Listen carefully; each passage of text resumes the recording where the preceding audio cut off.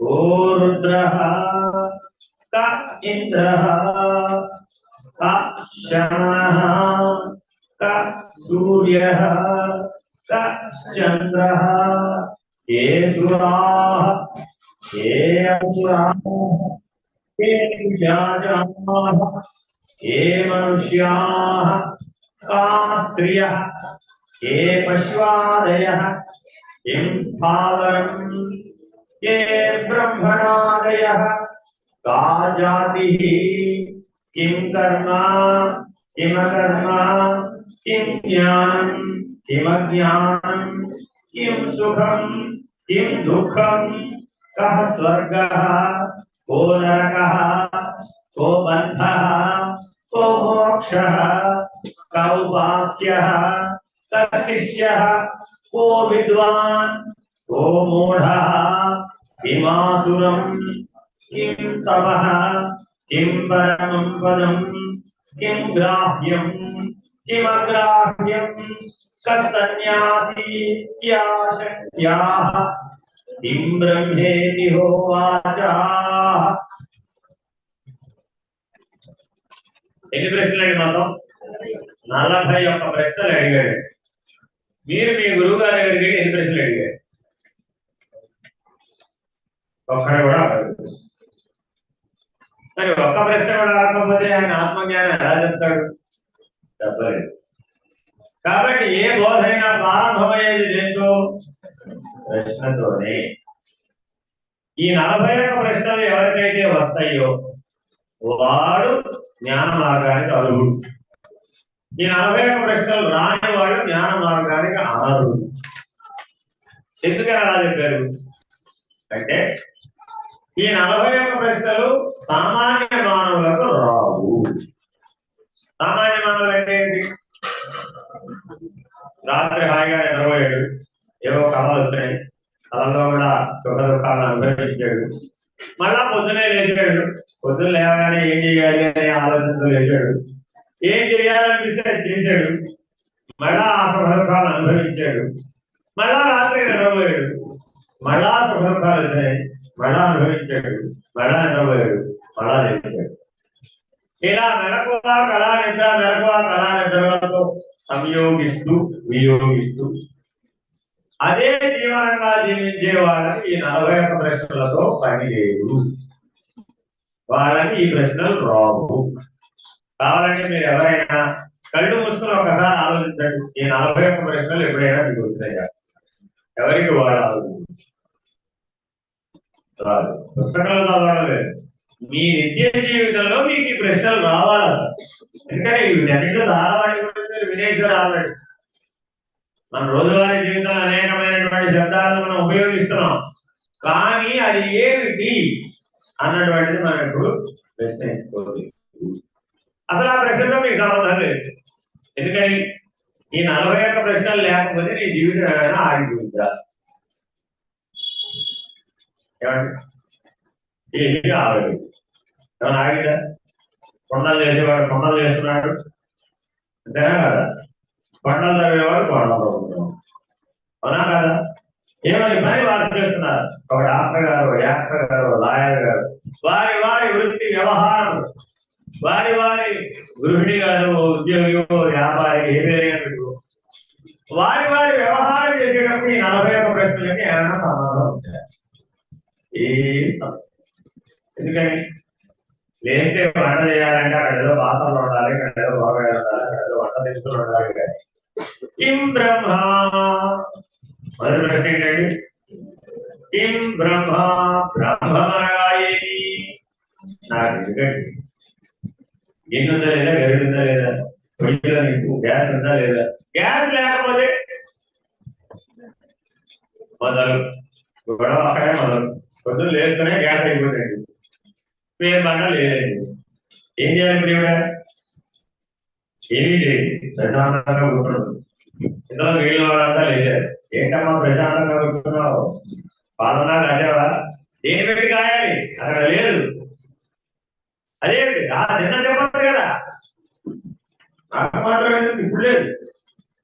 పొద్దున్న లేచి వెలిగిస్తే అయిపోతుంది. నేను తెలంగాణ పెళ్ళి పడవా ಬಂದರು ಕಿಂ ಬ್ರಹ್ಮ తెలియదు భయాగా కాబట్టి మన జీవితంలో మనం దేనికోసం పుట్టాము పని అంతే మన జన్మ కారణం ఏంటంటే పని ఫలితం అంతే ఏం పని చేయాలి ఏం ఫలితం కీర్తి కావచ్చు ధనం కావచ్చు పేరు కావచ్చు ప్రతిష్ట కావచ్చు అహంకారాన్ని బలపరిచేవే తప్ప ప్రయోజనం లేదు సరే ఈ 41 ప్రశ్నలు ఒకసారి తెలుగులో చూద్దాం బ్రహ్మము ఏది ఈశ్వరుడెవడు జీవుడెవడు ప్రకృతి ఏది పరమాత్మ ఎవడు హిరణ్య గర్భుడెవడు విష్ణువు ఎవడు రుద్రుడెవడు ఇంద్రుడెవడు యముడెవడు సూర్యుడెవడు చంద్రుడెవడు ఇంతకీ పొద్దున లేవగానే దక్షిణ దిక్కుకు నమస్కారం చేయాలి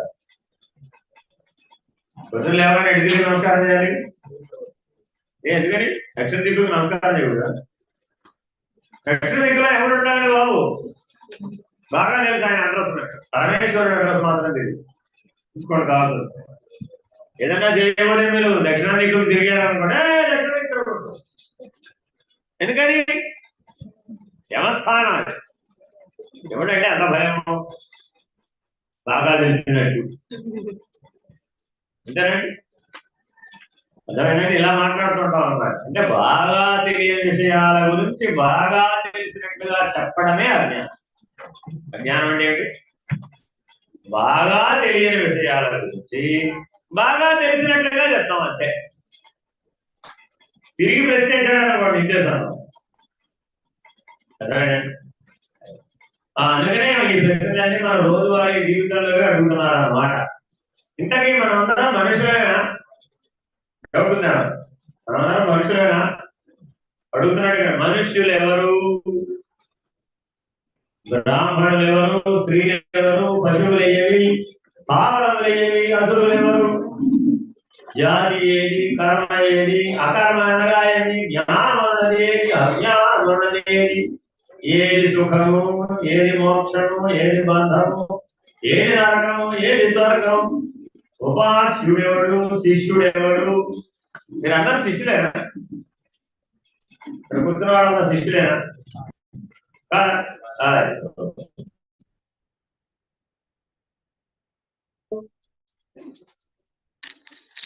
మూఢుడెవడు అసురమనగా ఏది తపస్సంగా ఏది పరమపదము గ్రహింపదగినది గ్రహింప తగనిది ఏది ఎవరు సన్యాసి ఆఖరి ప్రశ్న ఏంటంటే కిం బ్రహ్మ ఆఖరి ప్రశ్న ఎవరు సన్యాసి సన్యాసి మొదటి ప్రశ్న ప్రారంభించారు బ్రహ్మను వాడెవడు వాడే సన్యాసి ఆఖరి ఆన్సర్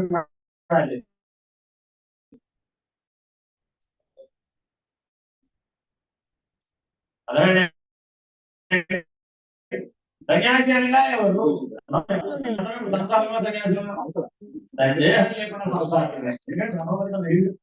తెలిస్తే ఈ 41 ప్రశ్నలకి రాబోయే మంత్రాలలో సమాధానం చేసే ప్రయత్నం చేస్తారు వీటి ఆన్సర్లే ఈ నిరారంభం పంచాలి మొట్టమొదటి ప్రశ్న కిం బ్రహ్మ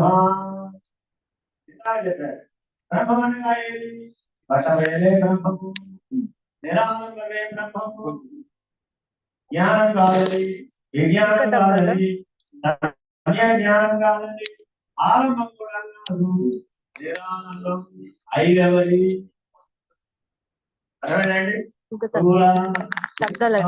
కారణ మహాకారణ తర్వాత ఐవల్యం ఇక్కడ చెప్పాలి స్థూల సూక్ష్మ కారణ మహాకారణ కైవల్యం అర్థమైందండి అది వర్షక్రమం అందుకే తుర్యానికి అతీతం అని పేరు తుర్యాతీతమునకు కైవల్యం అని మూడు శరీరాలకు అతీతానికేమో మహాకారణమైనది తుర్యమైనది అందుకని తుర్యాతీతం కైవల్యం అంటే దేనికి దానికంటే అవుతాం ముందు ఇదే దాటిన వాడు అవసరం దాడతానంట ఇంటర్మీడియట్ పాస్ అవ్వని వాడు పిహెచ్డి పాస్ అవుతాను ఎట్లా ఉంటాడండి అవుతాడు ఎప్పుడైనా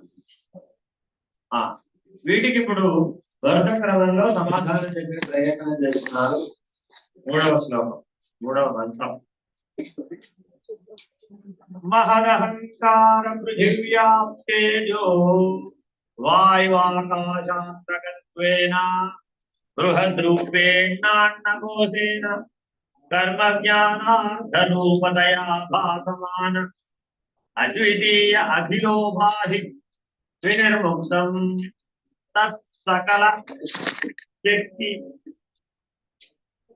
అవబృంహిత అనాది అంతం శుద్ధం శివం శాంతం నిర్గుణం ఇత్యాది వాచ్యం అనిర్వాచ్యం చైతన్యం బ్రహ్మ ఒక్కదానికి సమాధానం చెప్పారండి కిం బ్రహ్మ అనడానికి ఈ మంత్రం సమాధానం చెప్తుంది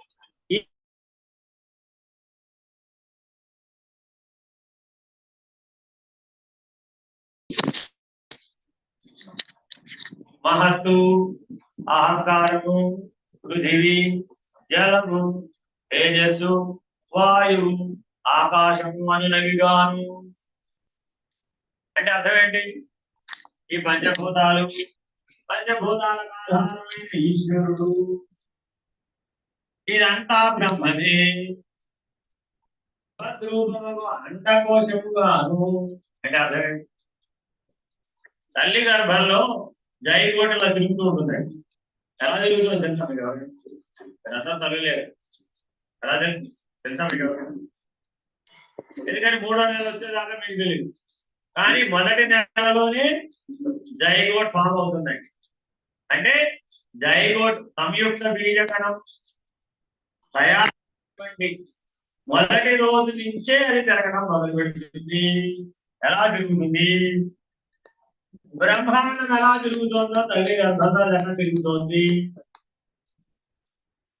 అక్కడ ఉన్న జ్ఞానమే ఇక్కడ కూడా ఉంది అక్కడ ఉన్న బ్రహ్మణమే ఇక్కడ కూడా భ్రమిస్తోంది కుడి నుంచి ఎడమ తిరుగుతాను ఎడమ కుడి తిరుగుతాం ఏమా పిల్లవాడు లోపల బాగా జరుగుతున్నాడా అని డాక్టర్ గారు తల్లినాడు ఇప్పుడే పెడియాట్రిక్ అడుగుతుందా లేదా అవునా మూడో నెలల తర్వాత మీరు వెళ్తాం చెకప్ వెళ్తారండి వెళితే ఏమడుగుతారు ఏమా లోపల తిరుగుతున్నట్టు తెలుస్తుందా తెలుస్తుందండి తెలుస్తుందండి కుడి నుంచి ఎడమ తిరుగుతుంటే ఎడమ నుంచి కుడి తిరుగుతుంది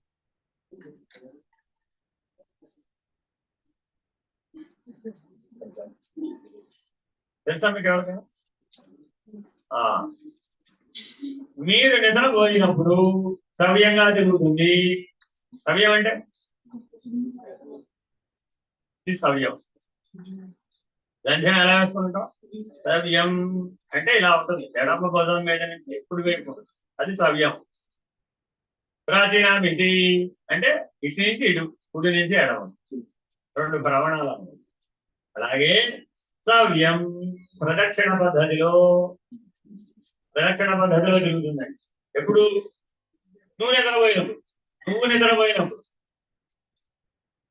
నువ్వు మేలుకున్నప్పుడు అది నిద్రపోదు చూసుకోవడం కావాల్సి వస్తాయి ఇద్దరు మేరకు ఒకటే ఉండదండి నేను మేలుకున్నప్పుడు అది నిద్రపోతుంది అప్పుడు అపసవ్య దిశలో సవ్యాపసవ్య పద్ధతిగా తిరుగుతుంది దానికే చండీ ప్రదక్షిణం అని ఎక్కడో శివాలయం చుట్టూ 3 సార్లు తిరగడం ఎందుకు తిరగడం అయ్యా అంటే తల్లి గర్భంలో పిండం ఎలా తిరుగుతుందో తెలుసుకునేటటువంటి జ్ఞానాన్ని పొందడం అది చండీ ప్రదక్షిణం అంతేగాని ఒక్కసారి చండీ ప్రదక్షిణం చేస్తే 3000 సార్లు శివ ప్రదక్షిణం చేసేటందుకు కర్మక్షేత్రంలో ఫలితం రాసుకోవడానికి కాదు ఆ జ్ఞానం పునః తల్లి గర్భంలో ప్రవేశించకూడదు ఆద్యంతం ఉండాలి అనేటటువంటి లక్ష్యంతో చేసేదే చండీ ప్రదక్షిణ అంటే అందరికీ అధికారం లేదు చండీ ప్రదక్షిణం చేయడానికి కేవలం కైవల్యాన్ని చేరేటటువంటి సన్యాసులకు మాత్రమే చండీ ప్రదక్షిణం చేసేటటువంటి అవకాశం అధికారం ఉంది దానికి మళ్ళా ఎదురుకుండా ధ్వజస్తంభం ఉండాలి బలిపీఠం ఉండాలి అలాగే చండీశ్వరుడు ఉండాలి, నందీశ్వరుడు ఉండాలి, యువతల పక్క శృంగీశ్వరుడు, భృంగీశ్వరుడు, 4 శివగణాలు ఉండాలి, 4 మూలల. సోమసూత్రం దాటకుండా చెయ్యాలి. ఇవన్నీ తెలిసి చేసిన వాడు అది తెలిసి చేయటం అంటే. అర్థమైందండి? కాబట్టి అలా ఈ పంచభూతాలకు ఆధారంగా ఉన్న ఈశ్వరుడు కూడా బ్రహ్మమే. సూర్యుడు చుట్టూతా ఉన్న నవగ్రహాలు ఎలా తిరుగుతూ ఉన్నాయి? తల్లి గర్భంలో పిండం ఎలా తిరుగుతూ ఉందో సూర్యుడి చుట్టూ నవగ్రహాలు అలా తిరుగుతున్నాయి, సవ్యాపసవ్య పద్ధతిలో తిరుగుతూ ఉన్నాయి. అందుకని దాని అంతా కలిపి ఏమన్నారు? బృహద్ రూపమగు అండకోశం. అందుకే ఈశ్వర స్వరూపం బాణలింగం.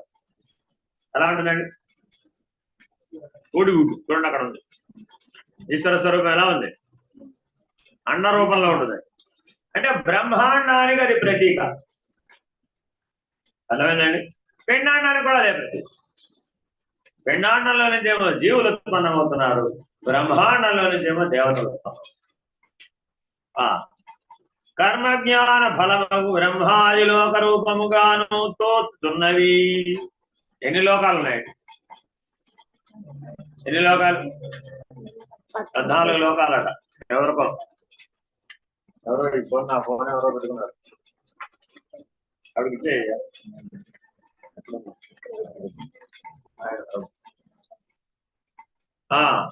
అర్థమైందండి? ఎన్ని లోకాలు ఉన్నాయండి? 14. ఎవరైనా చెప్తారా? అతల, వితల, సుతల, తలాతల, రసాతల, పాతాళ. మర్త్య లోకాలు. 7వది ఏంటి? మర్త్య. 7వది మధ్యలో ఉండదు అనమాట, అటు ఇటు కాకుండా. 6 కింద, 7 పైన. అర్థమైందండి? పైకి చెప్పండి. భూలోక, భూవర్లోక, సువర్లోక, మహర్లోక, జనోలోక, తపోలోక, సత్యలోక. 14 లోకాల పేర్లు తెలిసినాయంటే 14 లోకాలు తెలిసిపోయినాయంటే మనకి. ఈ 14 లోకాలు ఒక బ్రహ్మాండం. ఈ 14 లోకాలు కలిపితే ఎంత? ఒక బ్రహ్మాండం. ఈ లోకాలలో ఆయా లోకాలకు సంబంధించిన వాళ్ళంతా ఉంటారా ఉండరా? లోకాలు, లోకస్తులు, లోకేశులు, లోకేశ్వరులు. అదే లోకములు, లోకేశులు, లోకస్తులు తెగిన తుది అలోకంబకు పెంచీకటి అవ్వాల అన్నాడా లేదా? అదే విషయం చెప్తున్నారు ఇక్కడ. ఇదంతా ఒక బ్రహ్మాండం అనుకోవయ్యా. ఇదంతా శివలింగ స్వరూపం అలా రౌండ్ గా ఉంది. ఆ మధ్యలో అణువులన్నీ గిరగిరా తిరుగుతూ ఉన్నాయి సవ్యాపసవ్యంగా. నర్మదా బాణలింగంలో చైతన్యం సవ్యాపసవ్యంగా తిరుగుతూ ఉంది. అందుకని దాన్ని చైతన్యవంతమైన శివస్వరూపంగా అర్చన చేస్తూ ఉంటాం. దానికి ప్రతిష్ఠ అవసరం లేదండి. అంటే యంత్రం, పంచాధివాసాలు, ప్రతిష్ఠ ఇత్యాదులు చేసినా చేయకపోయినా దానిలో సహజంగా చైతన్యం మేలుకొని ఉంది. మన శరీరంలో చైతన్యం లేదా? మన శరీరంలో లింగ శరీరం లేదా? అదేగా, అది ఒకటిగా. ఎందుకు అర్చన చేస్తున్నావు? అక్కడ చైతన్యాన్ని చూడగలిగితే ఇక్కడ చైతన్యాన్ని గుర్తుపడతావు. ప్రతిబింబం అని బింబం ఇది. ఇక్కడున్న లింగ శరీరం బింబం, అక్కడ ఉన్నటువంటిది ప్రతిబింబం. అది లింగ శరీరమే, ఇది లింగ శరీరం. అర్థమైందండి? అర్చన చేసేది ఏంటో అంగ శరీరం. అర్చన అభిషేకాలు చేసేది అంగంతో, అంగ శరీరం అంటారు. ఈ సప్తధాతువులతో కూడిన ఈ శరీరాన్ని ఏమంటారు? అంగ శరీరం. లోపల ఉన్న సూక్ష్మ శరీరాన్ని లింగ శరీరం. ఈ లింగము అంగము ఒక సంఘము, ఒక సంబంధంతో కలిసి పనిచేస్తున్నాయి. ఈ సంఘాన్ని కనుక తగ్గొట్టామనుకోండి, లింగాంగ సంఘము భంగమైనతో నీవే బ్రహ్మవు. ఈ సంఘం భంగం అయితే జీవుడు లేడు. అదే లింగము అంగము ఒక సంగత్వం. మన గొడవ అంతా అదే, కలిసిపోవడం. సంగత్వం అంటే అర్థం ఏంటి? కలిసిపోవడం. ఆ కలిసిపోవడం అనే దాని వలన మనం జీవుడుగా జీవిస్తాం. ఈ కలిసిపోవడం కనుక తీసేస్తే అసంగుడు అయినట్లయితే, సంగి అసంగి. ఈ పరిణామాన్ని గనక సాధన పూర్వకంగా పొందినట్లయితే అప్పుడు ఏం భాగమైంది? ఆ సంగతం అనేది భాగమైంది. అప్పుడు సాక్షిగా ఉన్నాడు, అసంగుడుగా ఉన్నాడు. అందుకని బ్రహ్మజ్ఞానవాళి వాళ్ళు దీంతో ప్రారంభించారు, అసంగోహం అసంగోహం అసంగోహం అని చెప్పారు. అందుకని ఇక్కడ ఏమన్నారు? కర్మజ్ఞాన ఫలము, కర్మఫలముగా గాని జ్ఞాన ఫలముగా గాని ఈ 14 లోకాలని మనం పొందుతున్నాం. కర్మఫలంలో ఎన్ని ఉన్నాయండి? 14 లోకాలు ఉన్నాయి. జ్ఞాన ఫలంలో కూడా 14 లోకాలు ఉన్నాయి. అర్థమేనండి? బ్రహ్మాది లోక రూపముగాను తోచుతున్నది. ఈ 14 లోకాలు అంతా కలిపి ఒక పేరు పెట్టవయ్యా అంటే దాని పేరేమిటి? బ్రహ్మము. ఇంతకీ స్వర్గంలో దేవేంద్రుడు ఉంటాడంటారా లేదంటారా? స్వర్గంలో దేవేంద్రుడు ఉంటాడంటారా లేదంటారా? సినిమాలో చూపెట్టినట్టు కాదు. సినిమాలో దేవేంద్రుడు గుర్తొస్తే లాభంలా. అర్థమేనండి? ఈ 14 లోకాలు నీ సూక్ష్మ శరీరంలో ఉన్నాయి. నీ సూక్ష్మ శరీరం అంటే సమిష్టి సూక్ష్మ శరీరంలో ఉన్నాయి. వ్యష్టి సూక్ష్మ శరీరం ప్రాణము మనస్సు. వ్యష్టి సూక్ష్మ శరీరం అంటే ఏంటి? ప్రాణము మనస్సు. ఈ వ్యష్టి సూక్ష్మ శరీరంతో మనం కర్మ చేస్తున్నామా లేదా? జ్ఞానం కూడా ఎందుకు సంపాదిస్తున్నాం? ఆ సూక్ష్మ శరీరంతోనే. కాబట్టి ఈ కర్మ యొక్క ఫలమైన జ్ఞానం యొక్క ఫలమైన ఎవరు అనుభవించాలి? ఎవరు చేస్తే వాడే అనుభవించాలి. సూక్ష్మ శరీరమే కర్త కాబట్టి అనుభవం కూడా దేనికి కలుగుతుంది? ఇప్పుడు సూక్ష్మ శరీరానికి. స్వర్గమైన నరకమైన ఏ శరీరానికి? ఇప్పుడు లింగ శరీరానికే. అర్థమైందండి? ఇప్పుడు మనం ఏం చేయాలట? మనం ఈ 14 లోకాలలో పైకి కిందకి తిరుగుతూ ఆ లోకానుభవాలను పొందుతూ కాలక్షేపం చేయాలి.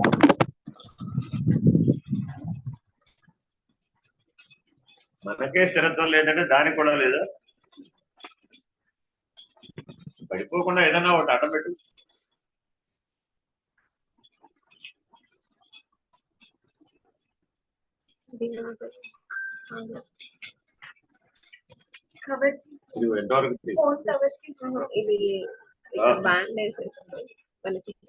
ఎలా కూడా దాన్ని ఏదో ఒక బంధనంలో పెట్టాల్సిందే.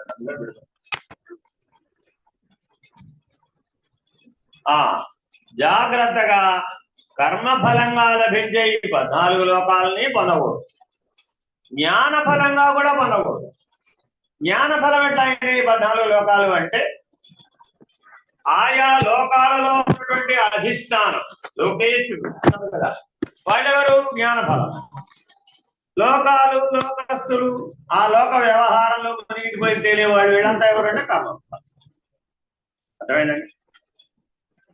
ఇంతకీ ఆయన ఎవరు? నహుష చక్రవర్తి దేవేంద్రుడి పదవిని పొందాడా లేదా? పొందాడా? ఎలా పొందాడు? శతాశ్వమేధ యాగాలు చేయడం వల్ల. దశాశ్వమేధ ఘాట్ అని కాశీలో ఒకటి ఉంటుందండి. ఆయన ఎన్ని చేశాడు? 100 అశ్వమేధ యాగాలు చేశాడు. ఏకంగా శతాశ్వమేధ యాగాలు చేయడం వలన దేవేంద్ర పదవి లభించింది. అవునా కాదా? వెళ్ళిన మహానుభావుడు సరిగా ఉన్నట్టుగా దేని ఫలంగా పొందాడు? ఇప్పుడు కర్మ ఫలంగా పొందాడు. కర్మఫలంగా పొందినప్పుడు అందులో నేననే అహం ఉంటుందా ఉన్నదా? ముందుగా వెళ్ళిన వాడు ఊరికే ఉన్నాడా? ఊరికే ఉండక ఏం చేశాడు? కార్యముని చేశాడు, అకార్యం 2 పనులు చేశాడు. కార్యాకార్యం వ్యవస్థిత భగవద్గీత అంటుంది. మనలో అహ అనేది కనుక ఉన్నట్లయితే తప్పక నిన్ను ఎందులో ఒక దాంట్లో ప్రవేశపెడుతుంది. ఏమిటది? అయితే కార్యంలో కానీ లేకపోతే అకార్యంలో కానీ, చేయదగిన పనిలో కానీ చేయ తగని పనిలో కానీ నిన్నది ప్రవేశపెడుతుంది. అదే కర్మ ఫలం అంటే. ఏం చేసేటప్పుడు కర్మఫలం బలంగా పనిచేసేటప్పుడు ఈ జ్ఞాన ఫలం తప్పు. జ్ఞాన ఫలం బలంగా పనిచేస్తే కర్మఫలం తప్పు. ఇప్పుడు మనం దేన్ని బలపరచాలి? జ్ఞాన ఫలంగా నిరహంకృతి లభిస్తుంది. అహంకారం రద్దు అవుతుంది జ్ఞాన ఫలం ఉంటే. అదే కర్మఫలం ఉందనుకోండి, అప్పుడేమైంది? అహంకారం బలపడుతుంది. అర్థమైందా? కాబట్టి ఎప్పుడైతే అహంకారం బలపడిందో ఆయన ఏమడిగాడు? అడుగరా అనేది అడిగాడు. అడుగరా అనేది అడిగాడు. ఏమడిగాడు? ఇంద్రుడు నేనైనప్పుడు ఇంద్రుడి భార్య కూడా నా భార్యే కదా, ఆ శక్తిదేవి గారు రమ్మనండి అని. ఆవిడేం చెప్పింది, అన్నింటికీ దిక్కెవరు? పరమాత్మ. వెళ్ళి పరమాత్మ అడిగింది, ఏ మహానుభావ ఇలా పెట్టామంటే సరేలే, ఏ జన్మ కర్మ ఫలమో అతను అనుభవించవలసినటువంటి అవసరం ఉన్నది కాబట్టి నీవు అడుగురాని అడిగాడు కాబట్టి ఒక నియమం పెట్టు, బ్రహ్మరథం మీద వచ్చినట్లయితే అతని కోరిక చెల్లిస్తానని చెప్పు అని నియమం పెట్టు అన్నాడు. బ్రహ్మరథం అంటే తెలిసేవారు కదా, బ్రహ్మరథం ఒక్క సన్యాసులకు మాత్రమే పడతారండి. అదేనండి, అది సన్యాసులకు మాత్రమే. అంటే గృహస్థ జీవితం కలిగిన వాళ్ళకి బ్రహ్మరథం లేనే లేదు. అంటే ఎన్ని రకాల రథాలు ఉన్నాయో తర్వాత ఆ విశ్లేషణ తర్వాత. అంటే అశ్వాలు కూర్చున్న రథాలు వేరే, గాడిదలు కూర్చున్న రథాలు వేరే. అమ్మవారి దేవి భాగవతం మీరు చదివితే అందులో రకరకాల దేవతలందరూ రకరకాల సందర్భాలలో రకరకాల రథాలు కూర్చొని వస్తారు. వాటన్నిటికీ శక్తులు వేరు వేరే. అలాగే సన్యాసికి మాత్రమే పట్టేటటువంటి రథం బ్రహ్మరథం. అంటే దాని అర్థం ఆవిడ చెప్పకనే ఏం చెప్పింది, ఇప్పుడు ఆయన దేవేంద్ర పదవికి వచ్చిన వాడివి, జ్ఞాన ఫలంతో సమ్య జ్ఞానాన్ని సంపాదించాలే గాని కిందకు వచ్చి కర్మ ఫలాన్ని అభిలషించడం ధర్మం కాదు అనే సందేశాన్ని పంపించింది. కానీ ఎప్పుడైతే అహం పనిచేసిందో అప్పుడేమైంది, ఆ పక్కన సపోర్ట్ లేదు, పోయింది. బుద్ధి మందగించిపోతుంది అన్నమాట. ఎప్పుడైతే బుద్ధి మందగించిందో వైరాగ్యం పోతుంది. వైరాగ్యం ఎప్పుడైతే పోయిందో వివేకం పోతుంది. ఇట్లా వివేక వైరాగ్య శూన్యుడై బ్రహ్మరథం అనగా ఏమి, బ్రహ్మజ్ఞానులు మోసేటటువంటి పల్లకి వాచ్యార్థం. బ్రహ్మరథం అంటే ఏంటండి, బ్రహ్మజ్ఞానులు మోసేటటువంటి పల్లకి. నిజంగా బ్రహ్మజ్ఞానులు ఎవరికైనా పల్లకి మోస్తారు లేరు కదా. ఎందుకని, సన్యాసి అయిన వాడే బ్రహ్మజ్ఞాని. వాడు పల్లకిలో కూర్చోడు లేదా పల్లకి మోయడు, రెండు పనులు లేనివాడు. కానీ వాచ్యార్థంలో తన వ్యతిరేక అర్థం గురించి సప్త ఋషులను పిలిచి, బ్రహ్మజ్ఞానులు ఎవరు? సప్త ఋషులు. వాళ్ళ 7గురిని పిలిచి పల్లకి మోయండి అన్నారు. అప్పుడు మరి అపచారం జరిగిందా జరగలేదా? ఎటువంటి అపచారం జరిగింది? చెప్పుకోవడానికి వీలు లేని శివాపచారం జరిగింది. బ్రహ్మజ్ఞానులందు సదా నెలకొని ఉండేవాడు అతడే సదాశివుడు, జ్ఞాన రూపం. వాళ్ళు ఎప్పుడు బ్రహ్మమే అయి ఉంటారు. వాళ్ళు కాదనవచ్చు కదా, వాళ్ళు ఎందుకు కాదనంటారు? కాగల కార్యం అందరూ తీరుతారు, మనకేం పని అనుకుని. అలాగే మీరు దేవుని కదా ప్రస్తుతం, అలాగే కానివ్వండి. ఈ కథలో ఒక సారాంశం తెలుసుకోవాలంటే, మీ మాట నడిచే కాలం మీ జీవితంలో కొంతకాలం ఉంటుంది. చూసుకోండి, మీరు కావాల్సి వస్తుంది. మీ మాట పైకి అవుతుంది. అది ఏ కారణం చేత అయినా కానీ, మీరున్నటువంటి స్థాన బలం చేత కావచ్చు, లేదా ఎదుటివాడు సౌమ్యంగా ఉండడం వల్ల కావచ్చు, లేదా మీ అర్థ బలం వల్ల కావచ్చు, లేదా మీ యాజమాన్య బలం వల్ల కావచ్చు. ఏ కారణమైనా రాసుకోవచ్చు. కొంతకాలం మీ మాట చలామణి అవుతుంది దేవేంద్రుడిలా. అప్పుడు మీకు తెలియకుండానే మీరేం చేస్తారు? అహం బ్రహ్మాస్మి కదా పోతుంది, పోయి దాని స్థానంలో ఏమిటొచ్చేస్తుంది? నా మాట, నేను, నా ప్రాధాన్యత, నా ఉనికి, నా గుర్తింపు, నేను చెప్పినట్టు వినాలి అని గట్టిగా అరిచి మరీ చెప్తాం. అప్పుడు ఎవరు చెప్పినట్టు? నీలోని దేవేంద్రుడు మాట్లాడుతున్నాడు. ఎవరు అడుగుతున్నాడు? అక్కడ శివాపచారం జరుగుతుందనేటటువంటి, జ్ఞాని ఎడల అపచారంగా ప్రవర్తిస్తున్నామనేటటువంటి తెలివి ఉండదన్నమాట. ఏం చేస్తావు అప్పుడు? బ్రహ్మరథం పట్టమని అడుగుతావు. బ్రహ్మరథం అంటే ఏంటంటే నేను చెప్పింది ఆచరించడమే, సూచా తప్పక, ఎదురు ప్రశ్నించకూడదు అంతే. అసలు చేయకపోతే క్షమించడు, సహించడు. సరే, ఇంతలో ఆయన ఎవరో వారించారు, ఏమయ్యా చేసేది అపచారం కదా, అనాచారం కదా, సప్త ఋషులంతటి వాళ్ళని పిలిచి పల్లకి మయమంటున్నావు, ప్రమాదం ఇది అని హెచ్చరిస్తారు. ఎవరు? బృహస్పతి. దేవేంద్రుడికి గురువు గారు ఎవరు? బృహస్పతి. హెచ్చరిస్తాడండి. హెచ్చరిస్తే అసలు మాట్లాడితే ఆ 7గురిలో నువ్వు కూడా రావాలి, బృహస్పతి కూడా, నువ్వు బ్రహ్మజ్ఞానివే కదా, బ్రహ్మరథం పట్టాలంటే నువ్వు కూడా పట్టుకోవాలి. ఇప్పుడేమైంది? శాంతం గురు నింద కూడా అయింది. అర్థమేనండి? ఇంక ఇప్పుడు ఆ నిలువరించడం కుదురుతుందయ్యా? నేను నిలువరించడం కుదరదు. వెళుతూ ఉండగా అగస్త్య మహర్షి కొద్దిగా పొట్టివారు కదా, కొద్దిగా గతుకుల బండిలో వెళ్ళింది. ఈయనేమో తొందరగా వెళ్ళాలనే తొందరపాటు అంటారు. మనలో కూడా మన మాట చలామణి అయ్యేటప్పుడు ఈ ఆవేశం, త్వరగా జరగాలనే ఆవేశం పూనుతుందండి మనకి. ఏ కారణం చేతైనా కాదు. ఎప్పుడైతే అలా పూనుతుందో సహజంగానే మీలో ఘర్షణ, ఒరిపిడి పెరిగిపోతాయి. అదే మీ గుర్తు. మీ సహనం నశించిపోతుంది, మీ ఓర్పు నశించిపోతుంది. మీకు తెలియకుండానే మీలో తమోగుణం వృద్ధి అయిపోతుంది. మీకు తెలియకుండానే నిద్రకు వశులైపోతుంటారు. మీకు తెలియకుండానే అలసటకి లొంగిపోతుంటారు. మీకు తెలియకుండానే అశాంతికి లొంగిపోతుంటారు. చివరికి బీరకాయ పీచు కూడా మీకు రథానికి కారణం. బీరకాయలో పీచు ఉండడం సహజమేనా కాదు? ఏమిటంటే ఈ బీరకాయలో పీచు నాకు అర్థం కాదు. ఎవరి మీద కోపం? అర్థమైనటువంటి దీనికి దానికి ఉండదన్నమాట. ఇక అలా ఆ త్వరపడడం అనేటటువంటి లక్షణం మీలో ఎప్పుడైతే వచ్చేసిందో వెంటనే సర్ప అన్నాడు. ఎవరన్నాడు? తొందరగా ఆయన ఉద్దేశంలో తొందరగా నడవండి ఆయన ఉద్దేశం. బ్రహ్మజ్ఞానులు ఏమన్నారు? తథాస్తు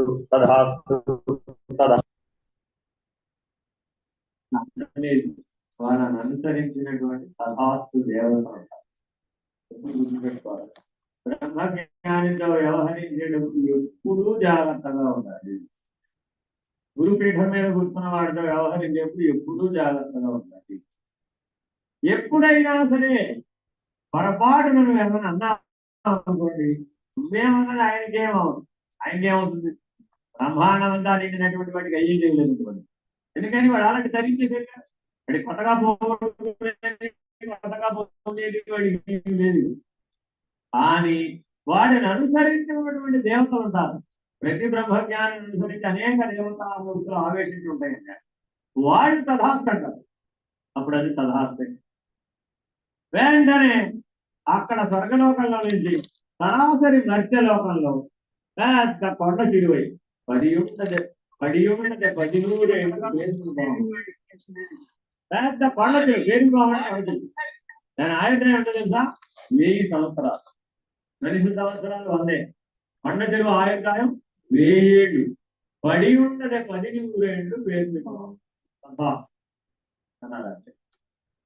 వచ్చి ఇక్కడ పడిపోయాడు. తర్వాత శతాశ్వమేధయాగా చేయాలంటే ఎంత కష్టపడి. ఇంతకీ ఈ మొత్తం కలిపి ఆ దేవేంద్ర పదవిలో ఆయన కూర్చున్నది ఎంతసేపు? గడియ కాలం. 100 అశ్వమేధయాగాలు చేయడానికి ఆయన 1500 సంవత్సరాలు పట్టిందంటారు. 1500 సంవత్సరాలు కష్టపడి చేశాడు 100 సార్లు అశ్వమేధయాగం. అశ్వమేధయాగం అంటే భూమండలం మొత్తాన్ని గెలవాలి, మన భూమండలం మొత్తాన్ని దానం ఇవ్వాలి. అట్లా 100 సార్లు భూమండల మొత్తాన్ని గెలిచాడు, 100 సార్లు భూమండలాన్ని దానం చేశాడు. అంత శక్తివంతుడు. ఇంత ప్రయత్నం చేసి కర్మఫలంగా పొందినటువంటి స్వర్గలోక అనుభవం ఎంతకాలం అయింది? గడియకాలం. కింద పడిన తర్వాత ఎన్నేళ్ళు? 1000 ఏళ్ళు కొండ తెలుగుగా. ఈనాడు కనుక మనకి ఇవ్వబడిన శక్తులకి మనం విలువ ఇవ్వకపోతే ఆ శక్తులు లేనటువంటి జీవితాన్ని ప్రకృతి అనుగ్రహిస్తుంది. అమ్మవారి చేసే ఉపయోగం మీరు ఏమిటండి? వాళ్ళు మాట్లాడగలుగుతున్నాం లేదా? ఈ మాటని సదుపయోగం చేయలేదనుకోండి, తర్వాత ఏం చేస్తున్నాం? వారు మాట్లాడలేనటువంటి ఉపాధులు. అప్పుడు ఏం చేయాలి మనం? అదే సమస్య వచ్చింది. ఇప్పుడు ఆయన దోషం ఎక్కడ చేశాడు? నోటితో చేశాడు. అమ్మవారు ఎక్కడికి చేసింది ఫలితం? జీవితం అంతా 1000 ఏళ్ల పాటు మాట్లాడడానికి అవకాశం లేనటువంటి జన్మకి ఇచ్చేస్తుంటారు. ఇది తెలుసుకోవాలంటే నీకు మాట్లాడగలిగే అవకాశం ఉంది కదా అని నీ చేయి పై చేయ పరిస్థితులు ఆ క్షణానికి ఉన్నాయి కదా అని శివాపచారం గాని, గురు నింద గాని, శాస్త్ర నింద గాని జ్ఞానుల ఎడల గాని తూష్ణీభావంతో వ్యవహరించడం.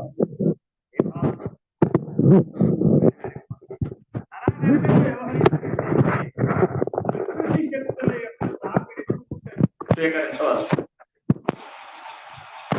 ఇది ఎంతో మందికి అకారణంగా కష్టాలు అనుభవించే వాళ్ళ జీవితంలో ఇలాంటివన్నీ ఉంటాయి.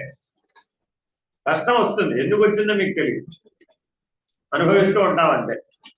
ఈ అకారణ కష్టానికి కారణం ఆ జన్మలో ఉండదు, పూర్వ జన్మలలో ఉంటున్నాం. అక్కడ చేసిన అపచారం అక్కడ తథాస్తు అనటం వలన ఇక్కడ కర్మఫలంగా అనుభవిస్తే తప్ప అది రోజు. ఈనాడు ప్రారంభంలో అనుభవించబడేవన్నీ ఆనాటి అపచారములే ఈనాడు ప్రారంభంలో కష్టంగా అనుభవించబడుతుందనే సత్యాన్ని గ్రహించబడుతుంది ఆ నహుషుని యొక్క చరిత్ర. మర్చిపోకూడదండి. ఇవాళ ఏదైనా కష్టం వచ్చిందంటే ఇప్పుడు కుంగిపోమాకండి. ఇప్పుడు కుంగిపోయే ప్రయోజనం ఏమి? కుంగిపోయి చేసేదేమి లేదు. ఏం చేయాలి? ఇప్పుడు జ్ఞానాన్ని అభిలషించాలి. ఈ కర్మకు పరిష్కారం ఏంటంటే జ్ఞానం. జ్ఞానపూర్వక కర్మాచరణ చేసాం, అప్పుడేమైంది? ఈ రద్దయిపోతుంది ఈ సమస్య పరిష్కారం. ఇంకో ఉదాహరణ చెప్తాను. కఠోపనిషత్తులో ఆయన ఎవరంటే నచికేతుడు. అదేనండి, వాళ్ళ నాన్నగారు ఈయన యముడికి దానం ఇచ్చారు. మీరు ఎప్పుడైనా యముడికి దానం ఇచ్చారా? రాములకైతే దానం ఇస్తాం కానీ మేము యముడికి ఎందుకు దానం ఇచ్చాం? అదేనండి, యముడిని మించిన బ్రాహ్మణుడు లేడు. ఆయనే ప్రజాపతుల్లో ఒకడు, అష్టదిక్పాలకుల్లో ఒకడు. సరే, నేను ఎవడికి దానం ఇచ్చా బాగున్నాడు అన్నమాట యథాతథంగా అయి తీరుతుంది. ఎందుకని విశ్వత్యాగం చేశాడు ఆయన. ఎప్పుడైనా గుర్తుపెట్టుకోండి, మీరు ఏదైనా సాధన చేస్తున్నారంటే జపం గాని, యజ్ఞం గాని, యాగం గాని, హోమం గాని, ఆఖరికి అర్చనాభిషేకాలు గాని రోజు ఎందుకు చేయమంటాం? చేస్తే నీకు మాట మీద అదుపు వస్తుంది, మనసు మీద అదుపు వస్తుంది, నీ శరీరం మీద అదుపు వస్తుంది, నీ ప్రాణం మీద అదుపు వస్తుంది. అది అవి నిన్ను నీ చైతన్యాన్ని గుర్తుపడడానికి ఉపయోగపడతాయి. అదుపున్నవాడు అదుపు తప్పి ప్రవర్తించకూడదు, నియమం అది. వాళ్ళ నాన్నగారు ఏం చేశాడు? కోపం వచ్చింది, కాసేపు. ఎంతసేపు వచ్చింది? మాటి ఇప్పుడు చేతి కట్టం వస్తున్నాడు. నన్ను ఎవరికన్నా ఇవ్వు, నన్ను ఎవరికన్నా ఇవ్వు. అసలే ఆయన ఏమో ఎలా ఒట్టిపోయిన ఆవులు ఇచ్చి బయటపడదామని ఆయన ఏదో లోపాయకారి ప్రయత్నం చేస్తున్నాడు. చూడండి, దానం ఇస్తున్నాడు కానీ ఏమిస్తున్నాడు? వాడి ఆవుల్ని దానం ఇచ్చే బదులు వట్టి ఆవుల్ని దానం ఇచ్చి సంఖ్య లెక్క పెట్టి సరిపెట్టేద్దామనేటువంటి లోభిత్వానికి లొంగాడు. అది విజ్ఞుడైనటువంటి పిల్లవాడు గ్రహించాడు. మన ఆయన చేసే తప్పు నేనన్నా సరి చేస్తాను, 1,00,000 గోవుల బదులు ఒక బ్రాహ్మణ కుమారుని దానం చేస్తే జరుగుతుంది. అందుకని బ్రాహ్మణుడిగా జన్మ ఎత్తాలని ప్రతి ఒక్కరు అనుకుంటూ ఉంటారు. ఈ జన్మలో గనక మీకు బ్రాహ్మణత్వం లభించిందంటే దానికి కారణం గత జన్మలలో 1,00,000 గోవులు దానం చేసిన దాన ఫలం చేత ఈ జన్మలో బ్రాహ్మణ జన్మ లభిస్తుంది. అది స్త్రీ అయినా కావచ్చు, పురుషుడైనా కావచ్చు, స్త్రీ పురుష భేదం లేదు వేదాంతం. కానీ దాన్ని మీరు సద్వినియోగం చేసుకున్నవాడెవడు? నచికేతుడు. తనకున్నటువంటి ఉపాసనా బలంతో తండ్రి చేసేటటువంటి తప్పుని సవరించి, అది సవరించాలంటే ఈ సూత్రం అతనికి తెలుసు. అందుకని ఏమన్నాడు? నన్ను దానం చేయమన్నాడు. నన్ను దానం చేయమంటే ఎవడికి ఇస్తావు అన్నాడు. సరే, ఆయన అన్నాడు కదా, అన్నమాట చెల్లించవలసిన నేను ఎప్పుడు తెలియదు. ఇప్పుడు యమలోకం 14 లోకాల్లో ఒకటైనా కాదా? ఒకటేగా. దేంతో వెళ్ళాడినా? సూక్ష్మ శరీరంతో, స్థూల శరీరంతో కాదు. సూక్ష్మ శరీరంతో యమలోకానికి వెళ్ళాడు. 3 రోజులు ఉన్నాడు. యముడు గారు ఏదో పనిలో ఉన్నాడు, ఆయన పెట్టుకోలేదు. కాబట్టి 3 వరాలు ఇస్తానన్నాడు. ఆ 3 వరాల వ్యవహారం అంతా కఠోపనిషత్తులో. వీటన్నింటినీ చదివితే తెలుసుకోవలసిన రహస్యం ఏమిటి? ఇప్పుడు మనం 14 లోకాలలో ఎక్కడ చిక్కుపడకూడదు. కర్మ ఫలం చేత గాని, జ్ఞాన ఫలం చేత గాని. జ్ఞాన ఫలంలో కూడా మళ్ళా చివరి లోకాలు ఉంటాయి. చివరి లోకాలు ఏమిటి? సత్యలోకం, జనలోకం, తపోలోకం. ఈ 3 జ్ఞాన ఫలం. అర్థమైందండి? ఈ మిగిలినటువంటివి ఏమో కర్మఫలం, ఉత్తమ కర్మఫలం. అంటే భూలోక, భూవర్లోక, సువర్లోక, మహర్లోక. ఈ 4 లోకాలు కూడా అందుకే మనం పితృతర్పణాలు చేసేటప్పుడు ఈ 4 వరకే లెక్క. అర్థమేనండి? వసు, రుద్ర, ఆదిత్య రూపాలు మొదటి 3 అన్నమాట. దాటిపోతే మహర్లోకం, ఇంకొండవు తర్పణాలు ఉండవు. కాబట్టి కర్మఫలం ఎప్పటిదాకా పనిచేస్తుందంటే భూలోకం, భూవర్లోకం, సువర్లోకం, ఈ 3 వరకే. అర్థమేనండి? కాబట్టి ఈ విజ్ఞానాన్నంతా నువ్వు సముపార్జించినప్పటికీ ఇదంతా ఎవరు? ఇదంతా బ్రహ్మమే. ఇంకా చెప్పాను కదా, ఇదంతా ఎవరు? బ్రహ్మమే. అద్వితీయమైనదియు, సకలోపాధి వినిర్ముక్తమైనదియు, సర్వశక్తి సంపన్నమైనదియు, ఆద్యంతములు లేనిదియు, శుద్ధమైనదియు, మంగళకరమైనదియు, శాంతమైనదియు, నిర్గుణమైనదియు, అనిర్వచనీయమైనదియు అగు చైతన్యమే వెరీ వెరీ ఇంపార్టెంట్. ఈ లక్షణాలు చాలా ఇంపార్టెంట్. అద్వితీయం అంటే ఒకటే ఉన్నది, రెండవది లేదనకూడదు. రెండవది లేదని చెప్పేసి వాచ్యార్థం, ఒకటే ఉన్నదని చెప్తే లక్ష్యాలు. అర్థమైందండి? వీటిలో ఎంతమంది ఉంటారు? వీటిలో ఎంతమంది ఉంటారు? ఒకటే. వీటిలో ఎంతమంది ఉంటారు? ఎలాగా? ఉన్నది బ్రహ్మము, ఉన్నది చైతన్యం. వీటిలో ఎంతమంది ఉంటారు అనగానే మన ఇంట్లో ఉన్న వాళ్ళందరూ లైన్లో తిరిగారు. అప్పుడు ఏం చేయాలి? వాళ్ళతో పాటు మనం కూడా వెళ్ళాలి. ఎప్పుడు వస్తుంది ఈ ప్రశ్న? మృత్యుకాలంలో. నేను పోతే మా ఇంట్లో వాళ్ళే ఏమైపోతాను. ఎప్పుడు వచ్చిందండి ప్రశ్న? పోయే ముందు వచ్చింది ప్రశ్న, ఆకాశవాసలో వస్తుంది. నేను పోతే మా ఇంట్లో వాళ్ళే ఏమైపోతాను. అప్పుడు నీ సూక్ష్మ శరీరం ఎవరి దగ్గరికి వెళ్ళాలి? అంటే భూలోకాల్లో వెళ్ళిపోతుంది. అర్థమేనండి? సరే, అలా రాలేదు పోనీ. నీ ఉపాసన ఏదో ఉంటుందిగా, ఈశ్వర ఉపాసన, విష్ణువు, లేకపోతే అమ్మవారో, భైరవుడో, ఇంకోటో, కాళీనో, ఇంకోటో ఏదో ఉపాసకుడు. అప్పుడు నీ లోకం అంతా ఎవరి గురించి తిరుగుతుంది? ఆయా ఉపాసకుల లోకం తిరుగుతుంది. జనా కాదు అసలే. ఇప్పుడు మన వాళ్ళందరూ గృహప్రవేశ నిబంధన కట్ చేయగానే లోపలికి వెళ్ళగానే 9 సార్లు మళ్ళీ తీయబోవడం చదివేసేయడం. ఎవరైనా చదివేసేయించారు, అందరూ చదివేసారు.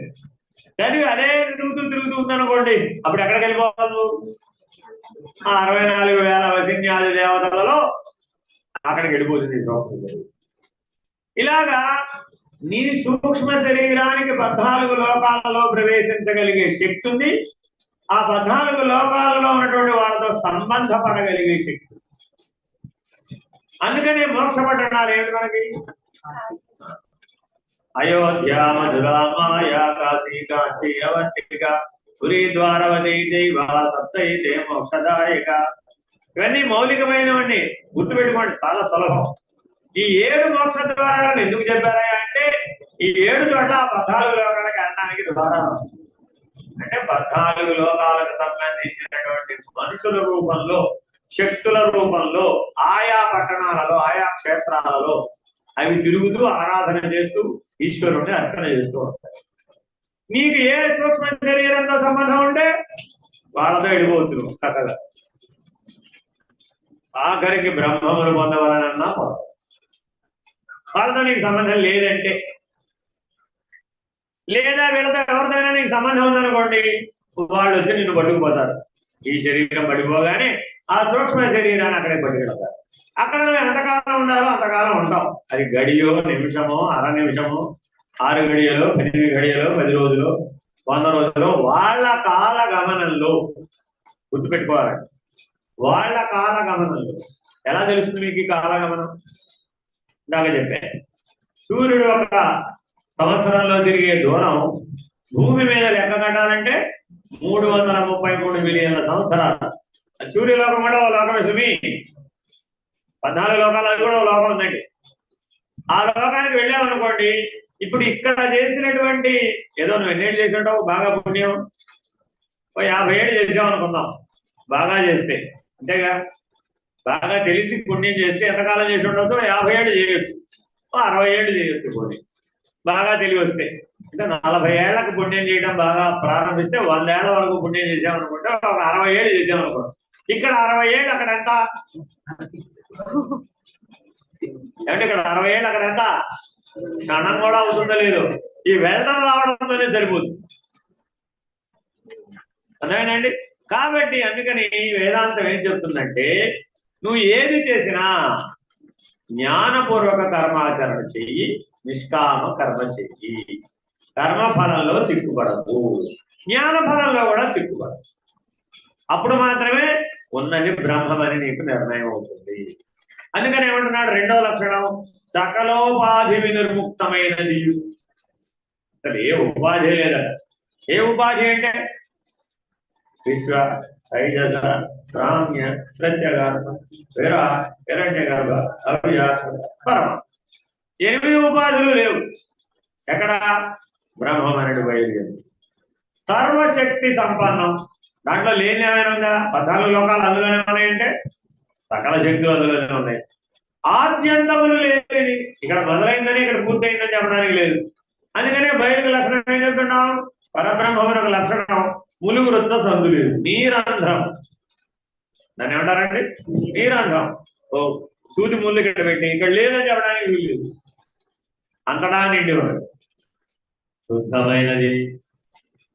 ఎందుకని? రెండవది లేదు. రెండవది ఉంటేనే కదా మలినము శుద్ధము రెండు ఉన్నాయి. ఇప్పుడు అక్కడ అసలు అది లేనే లేదు. మంగళకరమైనది, అమంగళం ఉంటుంది మరి. శుభం అశుభం. కాశీలో ఏది శుభం? పోవడం. మన ఎక్కడైతే పుట్టడం శుభం, పోవడం అశుభం. అదే కాశీలో పుట్టడము శుభమే, పోవడము శుభమే, ఉండడము శుభమే. శుభం తప్ప అశుభానికి స్థానం లేదు. ఎందుకని? బ్రహ్మము. అక్కడ బ్రహ్మమునుగా నిర్ణయం పొందడానికి అవకాశం ఉంది, ఇక్కడ లేదా? ఇక్కడ ఎలా ఉంది? నువ్వు కాశీలో ఉంటే ఇప్పుడు శుభమే. ఎప్పుడైంది? నువ్వు కాశీలో ఉంటే. అంతేనా కదా? కాశీలు ఎక్కడుంది? నీలో కాశీ ఎక్కడుంది? ఉన్నది బ్రహ్మముగా ఉంటే అది కాశీ.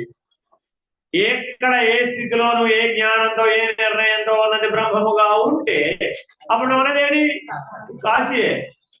ఇంతకీ అది బెడ్రూమ్ అంటావా, కిచెన్ అంటావా, హాల్ అంటావా, పూజ గది అంటావా? విభజనలు ఉన్నాయి కదా, లేవు కదా. కాబట్టి బాహ్యమా అంతరమా? బాహ్యము కాదు, అంతరము కాదు. ప్రాణమా మనసా? ప్రాణ మనస్సులు రెండు కాదు. రెండు ఉండేటటువంటి హృదయ స్థానం, రెండు ఉండేటటువంటి గురుమండల స్థానం. గురుమండలం ఎక్కడ? సహస్రారం. కాబట్టి నీకు మోక్షదాయకమైనటువంటి స్థానం ఎక్కడ ఉంది? సహస్రారంలో. బ్రహ్మము నిర్ణయం అవ్వాలంటే ఎక్కడ నిర్ణయం అవుతుంది? సహస్రార మధ్య స్థానంలోనే నిర్ణయం. తర్వాత ఎక్కడ దాకా వెళ్ళాలి? శాంతమైనది. శాంతికి వ్యతిరేకం అశాంతి. పోయేవాళ్ళు ఎవరు ఏడవరండి కాశీలో.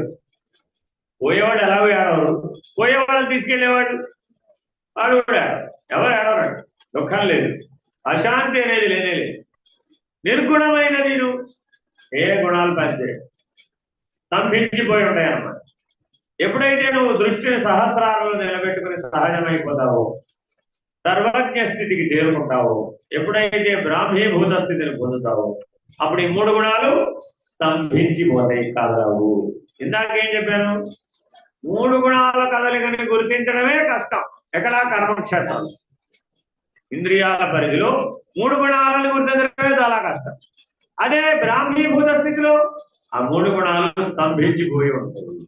అందుకని ఆత్మజ్ఞానికి బ్రహ్మజ్ఞానికి ఏ కదలికలు ఉండవు, వాడు ఎప్పుడు స్తంభించిపోయి ఉంటాడంటే. ఆ బ్రహ్మస్తంభ పర్యంతం అంటాం. అదేనండి. ఎక్కడి నుంచి అక్కడ దాకా అంటే ఇక్కడి నుంచి అక్కడ దాకా చెప్పడానికి లేదు. ఆ స్తంభించిపోయిన స్థితికి మొదలు ఎక్కడ, చివరెక్కడ లేదు. ఆ బ్రహ్మ భవనాల్లోకే అంటాం. కాబట్టి జాగ్రత్తగా అది నిర్గుణం. ఏ గుణం లేదు. గుణం లేకపోతే కదలిక లేదు, కదలిక లేకపోతే వ్యవహారం లేదు, వ్యవహారం లేకపోతే కర్త లేదు, కర్త లేకపోతే భక్త లేదు, ఏమీ లేవు. అనిర్వచనీయం. అవేమైనా ఉంటేనే కానీ నీకే నిర్వచనం పలికిరాదు. ఏదేమైనా నిర్వచించాలండి, ఇది ఇది అని చెప్పడమే నిర్వచనం అంటే. అలా చెప్పాలంటే ఉండాలి ఈ 5 ఏమైనా ఒకటి ఉండాలి. అవేమీ లేవు. నిజానికి ఇత్యాదివాచ్యమనిర్వాచ్యం చైతన్యం బ్రహ్మ, విశ్వవ్యాపకమై ఉన్నటువంటి శక్తి ఏదో అదే బ్రహ్మ అని కిం బ్రహ్మ అన్నదానికి ఇంత సుదీర్ఘమైనటువంటి ఆన్సర్ ఇచ్చారు. అర్థమైందండి? ఈ ఆన్సర్ ని మనం సమగ్రంగా మనలో నిక్షిప్తం జీర్ణం చేసుకోవాలి. విశాంతం వల్ల జీర్ణం అయిపోవాలి. ఎక్కడ తొట్టుపాటు ఉండకూడదు. ఈ లక్షణాలు ఇవే నేనే ఉన్నాను. తత్వమసి మహావాక్యం యొక్క వివరణ ఈ మంత్రం. మహావాక్యాల్లో తత్వమసి వివరించి చెప్పాలనుకోండి, ఈ ఒక్క మంత్రాన్ని వివరించి చెప్తే తత్ అంటే బ్రహ్మం, త్వం అంటే జీవుడు, అసి నీవే అదై ఉన్నావు. ఎలా? ఈ లక్షణాలతో. తర్వాత 4వ మంత్రం ఈశ్వర ఇది చ బ్రహ్మేవ స్వశక్తి ప్రకృత్యాభిధేయ ఆశ్రిత్య లోకాన్ సృష్ట్వా ప్రవిశ్యాంతర్యామిత్వేన బ్రహ్మాదీనాం బుద్ధీంద్రియ నియంతృత్వాదీశ్వర జీవ ఇది చ జీవం ఇది చ బ్రహ్మ విశ్వేశానం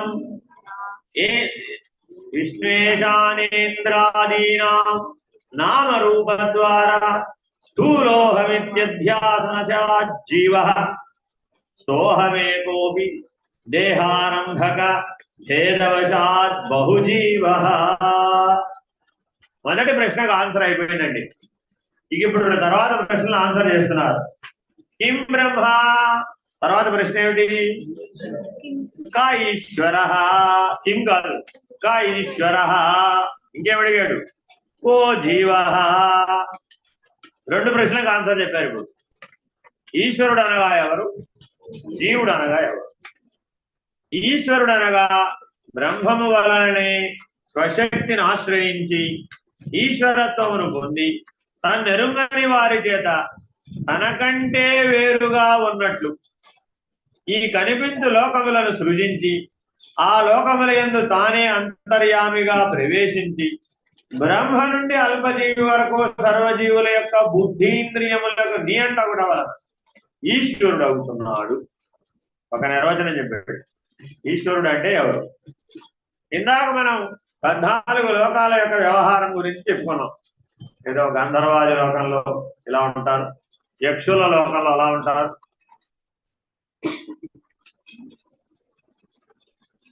సిద్ధులు, సాధ్యులు, చారణులు, విద్యాధరులు, ఇలా ఎంతమంది ఉంటారండి. వీళ్ళకి ఎవరికి మనలాంటి శరీరం ఉండదు. ఇంకా దిగువన కూడా ఉన్నాయి యక్ష, రాక్షస, పిశాచ ఇత్యాదులు, భూతగణాలు, అవి వాటికి కూడా శరీరం ఉండదు. వీళ్ళందరికీ శరీరం నువ్వే. వీళ్ళందరికీ శరీరం నువ్వే. నీ శరీరమే వాళ్ళకి ఆధారం. నీ శరీరం అంటే నీ సూక్ష్మ శరీరం.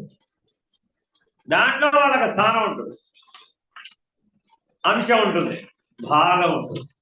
అందువలనే నీకు సంబంధించినటువంటి ప్రాంతానికో క్షేత్రానికో శక్తికో దగ్గరగా వెళ్ళావనుకోండి, దాని చేత లాగబడతాం, ఆకర్షించబడతాం, ఆ పని చేస్తాం, ఆ వ్యవహారం కూడా చేస్తాం.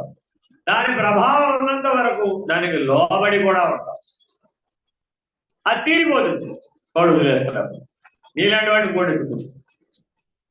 వాడు ఉద్యోగం ఇదే, వేరే పని పాట లేదు. ఈ భూమండలంలో ఉన్నటువంటి సకల జీవరాశులను యొక్క సూక్ష్మ శరీరాన్ని నోటితో ఆహారం తినగలిగేటటువంటి ఏ జీవుల శరీరాన్నైనా అవి ఆవేశించగలవు. అందుకని మనకి హోమం చేసేటప్పుడు ఏమని చెప్తాను నేను?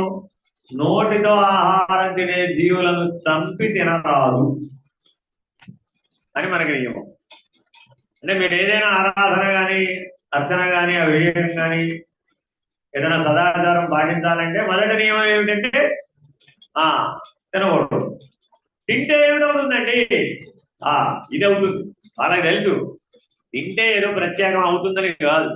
ఆ సూక్ష్మ శరీరం వచ్చి నీ సూక్ష్మ శరీరంలో ప్రవేశించదు.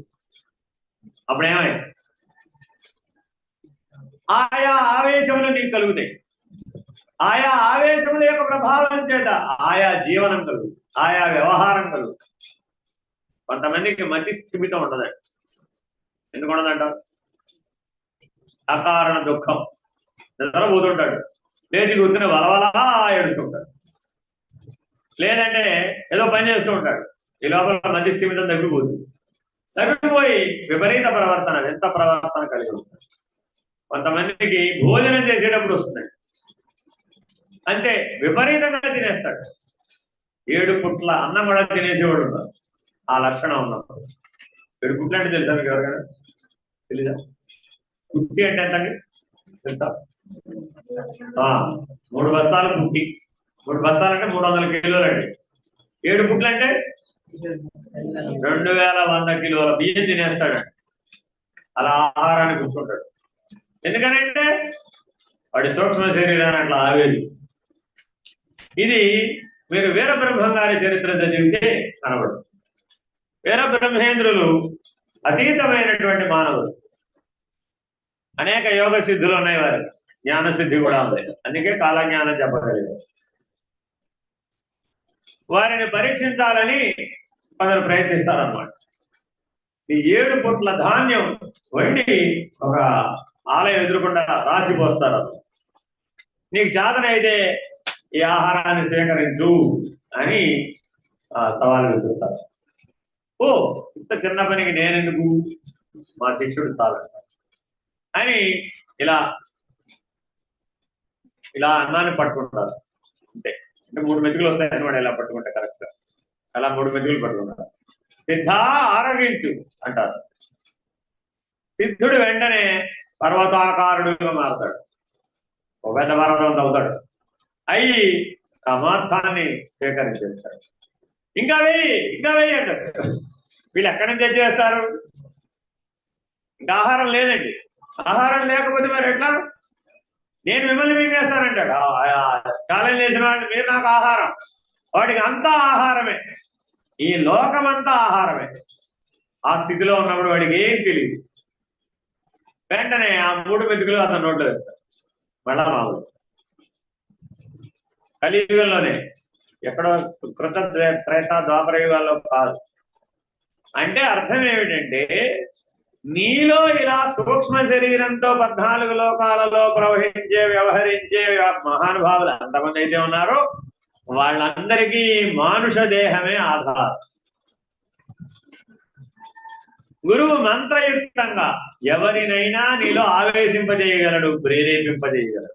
నీలో ఆ అతీత శక్తి ఆవిర్భవింపజేయగలడు. అందుకని గురువు అన్నిటికీ ఆధారం ఎందుకు పట్టుకుంటారంటే, ఇది గురువు మంత్రసిద్ధుడై ఉంటాడు, జ్ఞాన సిద్ధుడై ఉంటాడు. కేవలం ఆ పని ఎందుకు చేశారా అంటే వాళ్ళకి కనువిప్పు కలిగించడం కోసమే, అంతే తప్ప ఆయనకేం వాళ్ళ మీద ఏ రకమైన రాగద్వేషాలు లేవు. చెప్తాడు అనమాట. అప్పుడు ఆ తర్వాత ఊరికే ఎవరిని పెడితే వాళ్ళని మీరు మీకున్న తెలివితేటలతో మీరు పరీక్షించడం సమంజసం కాదు. కాబట్టి మీ పరిధిలో మీరు ఉండడం, మా పరిధిలో మేము ఉంటామని చెప్తారు. ఇలాగే హనుమంతుడు ఎన్నో సిద్ధులని, అష్టసిద్ధులని మీకు సుందరకాండలో ప్రదర్శించినట్టు కనబడుతుంది. అలాగే సముద్ర లంఘనం చేసేటప్పుడు కూడా ఎంతో మంది హనుమంతుడికి పరీక్ష పెట్టినట్టు కూడా కనబడుతుంది. అవేవి స్థూలం కాదు, సూక్ష్మంలో జరుగుతాయి అన్నమాట. అలాగే శ్రీకృష్ణ లీలలు, బాల్యంలో శ్రీకృష్ణుడు ఎంతో మందిని, గార్ధవాసురుడు, జగటాసురుడు, కోలయాసురుడు, పూతన ఇత్యాదులు అనేక మందిని పంపించేస్తాడు. అవన్నీ ఏ శక్తితో పంపించాడు? పరబ్రహ్మం. ఆయన పరబ్రహ్మం కదా, పరిపూర్ణుడు కదా. వీళ్ళందరూ సూక్ష్మ శరీరం. ఈ రాక్షసులంతా ఏ శరీరంతో ఉన్నారు? సూక్ష్మ శరీరం. ఆయన ఏ స్థితిలో ఉన్నాడు? నెంబర్ 5 లో ఉన్నాడు. వీళ్ళు ఎక్కడ ఉన్నారు? నెంబర్ 2 లో ఉన్నారు. అర్థమైందండి?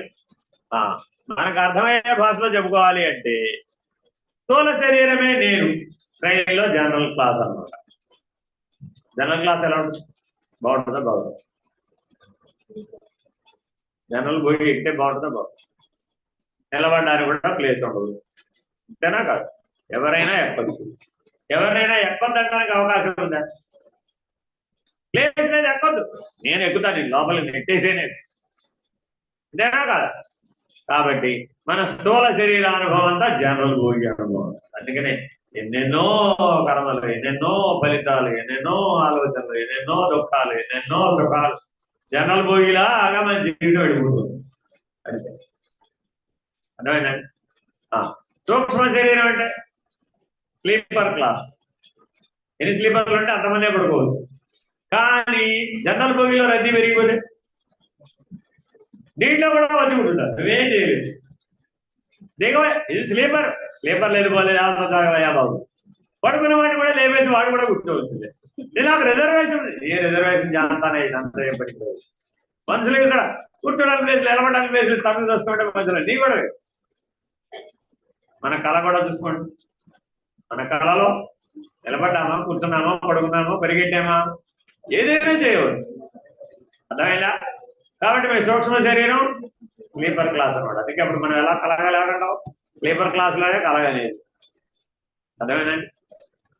జాగ్రత్తగా ఉండాలన్నమాట. అందుకే ఈ స్థూల శరీరాన్ని వెంబడించకూడదు, ఆ సూక్ష్మ శరీరాన్ని కూడా వెంబడించకూడదు. చాలా జాగ్రత్తగా ఉండాలి. ముఖ్యంగా క్షేత్రాలలో సంచరించేటప్పుడు ఇంకా జాగ్రత్త. కాబట్టి ఈశ్వరుడు అనగా ఎవరు? ఈ 14 లోకములందు వ్యాపించిన వాడెవడో అధిష్టానమై. ఎలా వ్యాపించాడు ఆయన? అధిష్టానంగా వ్యాపించాడు. వాడు ఈశ్వరుడు. అంతర్యామిగా వ్యాపించాడు వాడు ఈశ్వరుడు. అర్థమైందండి. 14 లోకాల అవతరా ఈశ్వరుడు అన్న పేరు లేదా. నామరూపాత్మకమైనటువంటి ఈశ్వర చైతన్యం లేదా. ఉన్నది బ్రహ్మముగా, ఉన్నది ఉన్నట్టుగా, ఉన్నది అంతే. 14 లోకములలో వ్యవహరించడానికి కావలసినటువంటి ఈశ్వర చైతన్యం అంతర్యామిగా, మనలో అంతరాత్మగా ఉన్నది.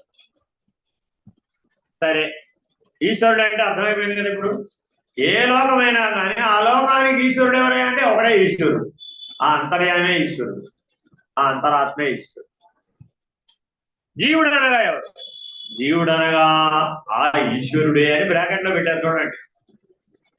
డైరెక్ట్ గా చెప్పలేదు, అంటే అర్థం చేసుకోవాలన్నమాట మనం సాధన పూర్వకంగా.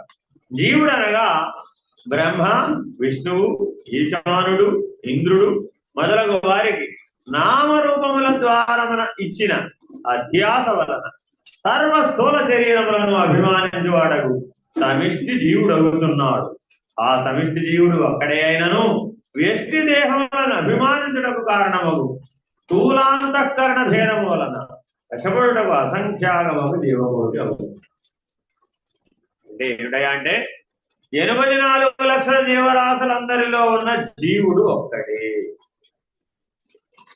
అత్తగారిలో ఉన్న జీవుడు వేరే, కోడల గారిలో ఉన్న జీవుడు వేరే, కొట్టుకునే వారిలో ఉన్న జీవుడు వేరే, మిత్రులుగా ఉన్న వాళ్ళ జీవుడు వేరే, నువ్వు వేరే, నేను వేరే అని అనుకుంటున్నామా?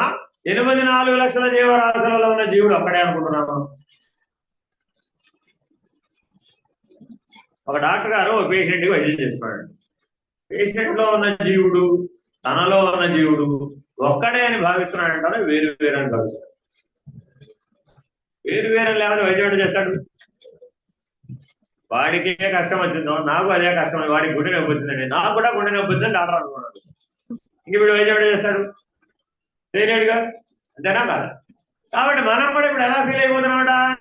ఆ స్థూల దేహాభిమానం చేత వ్యష్టి అభిమానం కలిగినటువంటి ద్వైధీ భావన, నువ్వు వేరు నేను వేరనే భేద బుద్ధి కలిగినటువంటి దాన్ని స్థూలాంతఃకరణం అంటారు. స్థూలాంతఃకరణం అంటే నువ్వు వేరు నేను వేరే. రాసు పెట్టి చూస్తున్నామండి తుల, అర్థమైందండి. ఒకటి ఇటు వంగింది, అప్పుడు ఇటు ఏమవ్వాలి? కదా రెండు సమానంగా ఉంటాయి. నీకు నచ్చిందంటావు, నచ్చదు. ఆ నచ్చకపోవడం పేరే అభిమానం. నువ్వు నేను సమానమే అంటే నచ్చదు. నీకంటే నేను ఒక గింజ ఎక్కువ, కనీసం నువ్వు గింజంతనా ఎక్కువ. చిన్నపిల్లలు మీరంతా సమానమేనా అంటే వాడు నేను ఈక్వల్ గా చూసుకోవాలంటే వాడికంటే నేను 4 మూడలు ఎక్కువ. చాలా మంది ఇప్పటికీ పెద్దవాళ్ళు అయిన తర్వాత కూడా 50, 60, 70 వచ్చిన తర్వాత కూడా పోల్చుకుంటుంటారు. మా అబ్బాయి కంటే నేను 3 అంగుళాలు తక్కువ, మా అబ్బాయి కంటే నేను 3 అంగుళాలు ఎక్కువ. ఏం ప్రయోజనం? అప్పుడు ఏ అభిమానాన్ని పొందాం? స్థూలాంతఃకరణము చేత దేహాభిమానమునే పొందుతున్నాం. పిల్లల్ని పాపం ఒక ఆవిడ కష్టపడి కందండి, వాళ్ళ అత్తగారు ఏమని కన్నది, ఏదో తెల్ల పిల్లవాడిని కనొచ్చు కదా, నల్ల పిల్లవాడిని కన్నావు. ఆలోచించండి. అందుకని ఆవిడకి ఎప్పటి నుంచో ఉందన్నమాట లోపల. ఎవరో కొరియర్ జాగ్రత్తగా గమనిస్తే మనలో ఇప్పుడు ఈ దేహాభిమానం అనేక రూపాలలో కనబడుతుందా లేదా? మీరు ఒక డ్రెస్సింగ్ షోరూమ్ బట్టల షాప్ ఉందండి, అక్కడికి వెళ్ళి చూస్తే బొమ్మలు పెడతారా లేదా? ఏదో రకరకాల డ్రెస్సులు వేసి, అందులో నల్ల బొమ్మ తెల్ల బొమ్మ కూడా ఉంటాయి చూడండి. ఎందుకని? నిన్ను పోల్చుకునేటప్పుడు తెల్ల బొమ్మతో పోల్చుకోవాలంటే నల్లవాళ్ళకి కష్టం అవుతుందని, నల్ల బొమ్మలు మాత్రమే పెడితే తెల్లవాళ్ళకి పోల్చుకోవడం కష్టం అవుతుందని. అవునా కాదు? ఇదంతా ఏంటి? దేహాభిమానం. కాబట్టి దేహాభిమానం కలిగిన వాడే జీవుడు.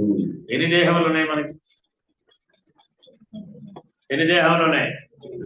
8. మర్చిపోమాకండి, 8 దేహాలు ఉన్నాయమ్మా. ఒకటేమిటి?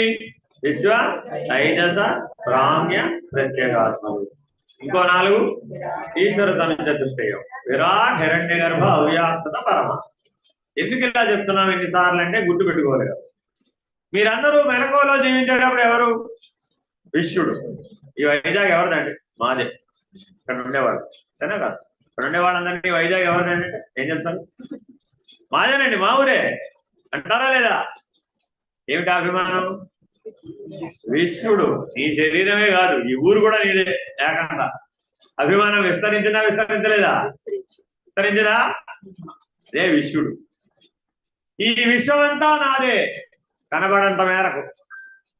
కొంతమంది చెప్తుంటారు అన్నమాట, కారులో వెళ్తుంటారు, రే కనబడంత మేరకు బలం అంతా మందే, కనబడంత మేరకు రాజ్యం అంతా మనది అని ఒకప్పుడు చెప్పుకునేవారు. ఇప్పుడు అలాగే చెప్పుకుంటారు. అప్పుడు ఏమయ్యావు? విశ్వడనే అభిమానం. జీవుడేనా కాదా? తడివారం అయితే ఏమిటి పెద్ద విషయం? ఏనా కాదు? జాగ్రత్తగా గమనించాలంటే విశ్వామిత్రుడు అప్పు ఎప్పుడు తీరిపోతుంది? విశ్వామిత్రుడు అప్పు ఎప్పుడు తీరిపోతుంది? తెలుసా? సత్య హరిశ్చంద్రుడు కథ తెలుసా తెలీదా? ఏం చెప్పాడు? విశ్వామిత్రుడు తన అప్పు తీర్చాలంటే ఏం చెప్పాడు? బలమైన ఏనుగు మీద బలిష్టమైన వ్యక్తి నిలబడి రత్నాన్ని గాలిలోకి విసిరితే ఎంత ఎత్తు వెళితే అంత బంగారాన్ని సువర్ణాన్ని కనుక నాకు దానం ఇస్తే నీ అప్పు తీరు అన్నాడు. ఎవరితో? ఎవరన్నా ఇస్తారంట? ఎవరైనా ఇవ్వగలరా? దీనికి ఏమైనా ప్రమాణం ఎంత ఉందో చూడండి. ఏమన్నా ఆశ. ఆ కథలో నీతి ఏమిటది? ఆశ. ఒక జీవితంలో నీకు ఎంత ఆశ కలగవచ్చు? ఇదిగో ఎంత ఆశ కలగవచ్చు. మరి సత్య హరిశ్చంద్రుడు ఏం చేశాడు? ఏమయ్యా అది ఎంతో నాకు తెలియదు, నువ్వేదో అడిగావు, నా దగ్గర ఉన్నది ఏమిటి? రాజ్యం. ఆ రాజ్యాన్ని నీకు ఇచ్చేసావు, అయినా సరే నా అప్పు తీరలేదు అన్నాడు ఆయన. నా దగ్గర ఏమి లేదురా బాబు, నీ దగ్గర ఏమి లేదంటే నాకు తెలియదు, నాకు తీరలేదంటే.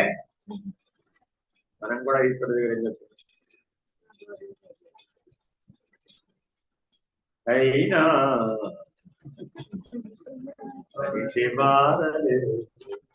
అవునా కాదు?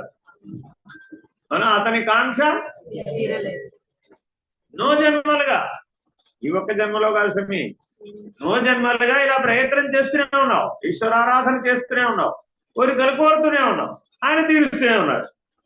ఎంత కోరికలయ్యా, ఎప్పటికీ తీరనంత అంటే. మరి ఇప్పుడు ఆయన కూడా ఏం చేయాలి? అనంతమైన జన్మలు ఇచ్చేసావు అన్నాడు. అంతే. ఈ విశ్వడనే అభిమానానికి పరిష్కారం ఏమిటి పరమేశ్వరుడి దగ్గర అంటే అనంతమైన జన్మ ఫలనం ఇచ్చేసావు. కొడుతూ ఉండు, పుడుతూ ఉండు, కొడుతూ ఉండు, పుడుతూ. నీ ఉద్యోగం అదే పో. నెక్స్ట్ అభిమానం తైజసుడు. తైజసుడు అంటే ఎలాగా? తేజస్ అంటే ప్రకాశం. తేజస్ అంటే ఏమిటి? ప్రకాశం. సూక్ష్మ శరీరాలు, సూక్ష్మ లోకాలు, దేవతలు, సకలం అందరు ఎవరు? తేజస్ శరీరం. చూడండి, అందరికి వెనకాల అక్కడ తేజస్ గీసి ఉంటుందా? తేజో వలయం ఇట్లా గీసి ఉంటుందండి. మీకు కూడా ఉంటుందండి. ఈ సృష్టిలో ప్రతి పదార్థానికి, ప్రతి యాటంకి కూడా చుట్టూ ప్రకాశం అనే ఒక వలయం ఉంటుంది. అది ఉండబట్టే మనం అల్ట్రాసౌండ్ రేడియేషన్ లో చూడగలుగుతున్నాం. అంతేనా కాదు? లోపల శిశువుని గుర్తించాలంటే ఆ శిశువు చుట్టూ ప్రకాశం పనిచేస్తూ ఉంటుందండి. ఆ ప్రకాశాన్ని బట్టి ఆ మూమెంట్ ని గుర్తిస్తారు. అటు వెళ్ళింది ఇటు వెళ్ళింది. లేకపోతే మన అల్ట్రాసౌండ్ సోనోగ్రఫీ గోవిందే, అది లేకపోతే గోవిందే. అర్థమైందండి? కాబట్టి ఆ ప్రకాశమే నేను. మొదటి అభిమానం ఏంటి? దీనికి పరిష్కారం ఏంటి? పోయేదాకా పట్టవయ్యావు. రెండవ అభిమానం ఏంటి? ప్రకాశమే నేను. అంతేనా కదా? ప్రకాశం అంటే శక్తేనా కదా? శక్తి అంటే వ్యవహారం ఉండాలిగా. మరి ఓసారి పాటలు పాడతావు, ఓసారి ఆటలు ఆడతావు, ఓసారి ఇంకేదో చేస్తావు. అవన్నీ ఈ శరీరాన్ని ఉపయోగించేగా. అంతేనా కదా? ఒక జన్మలో బాగా పాటలు పాడాడు, ఒక జన్మలో బాగా ఆటలు ఆడాడు, ఒక జన్మలో 64 కళలందు మేటి. ఆ కళ ఏ స్వరూపం? ప్రకాశం, శక్తి. కళ అంటే ప్రకాశమే కదా, గుర్తుపెట్టుకోండి. 64 కళలలో మానవులందరూ మేటి అనిపించుకోవడానికి ప్రయత్నం చేస్తున్నావా లేదా? నిన్న బాగా పాడలేదండి, ఇవాళ మళ్ళా పాడతావా? పడతావా? ఎందుకు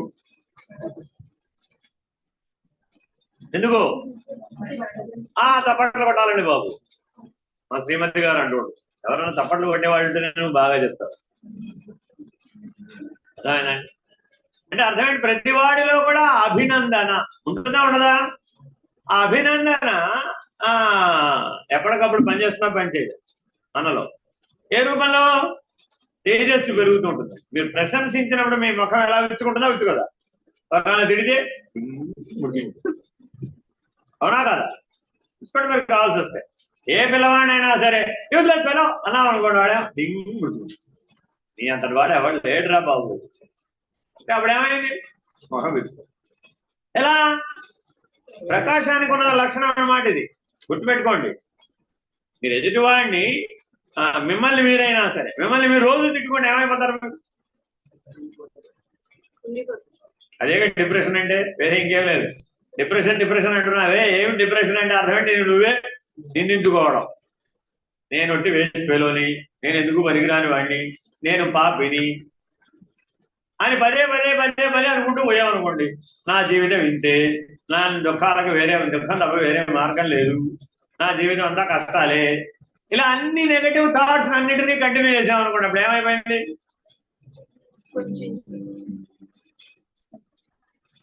అర్థమైందా?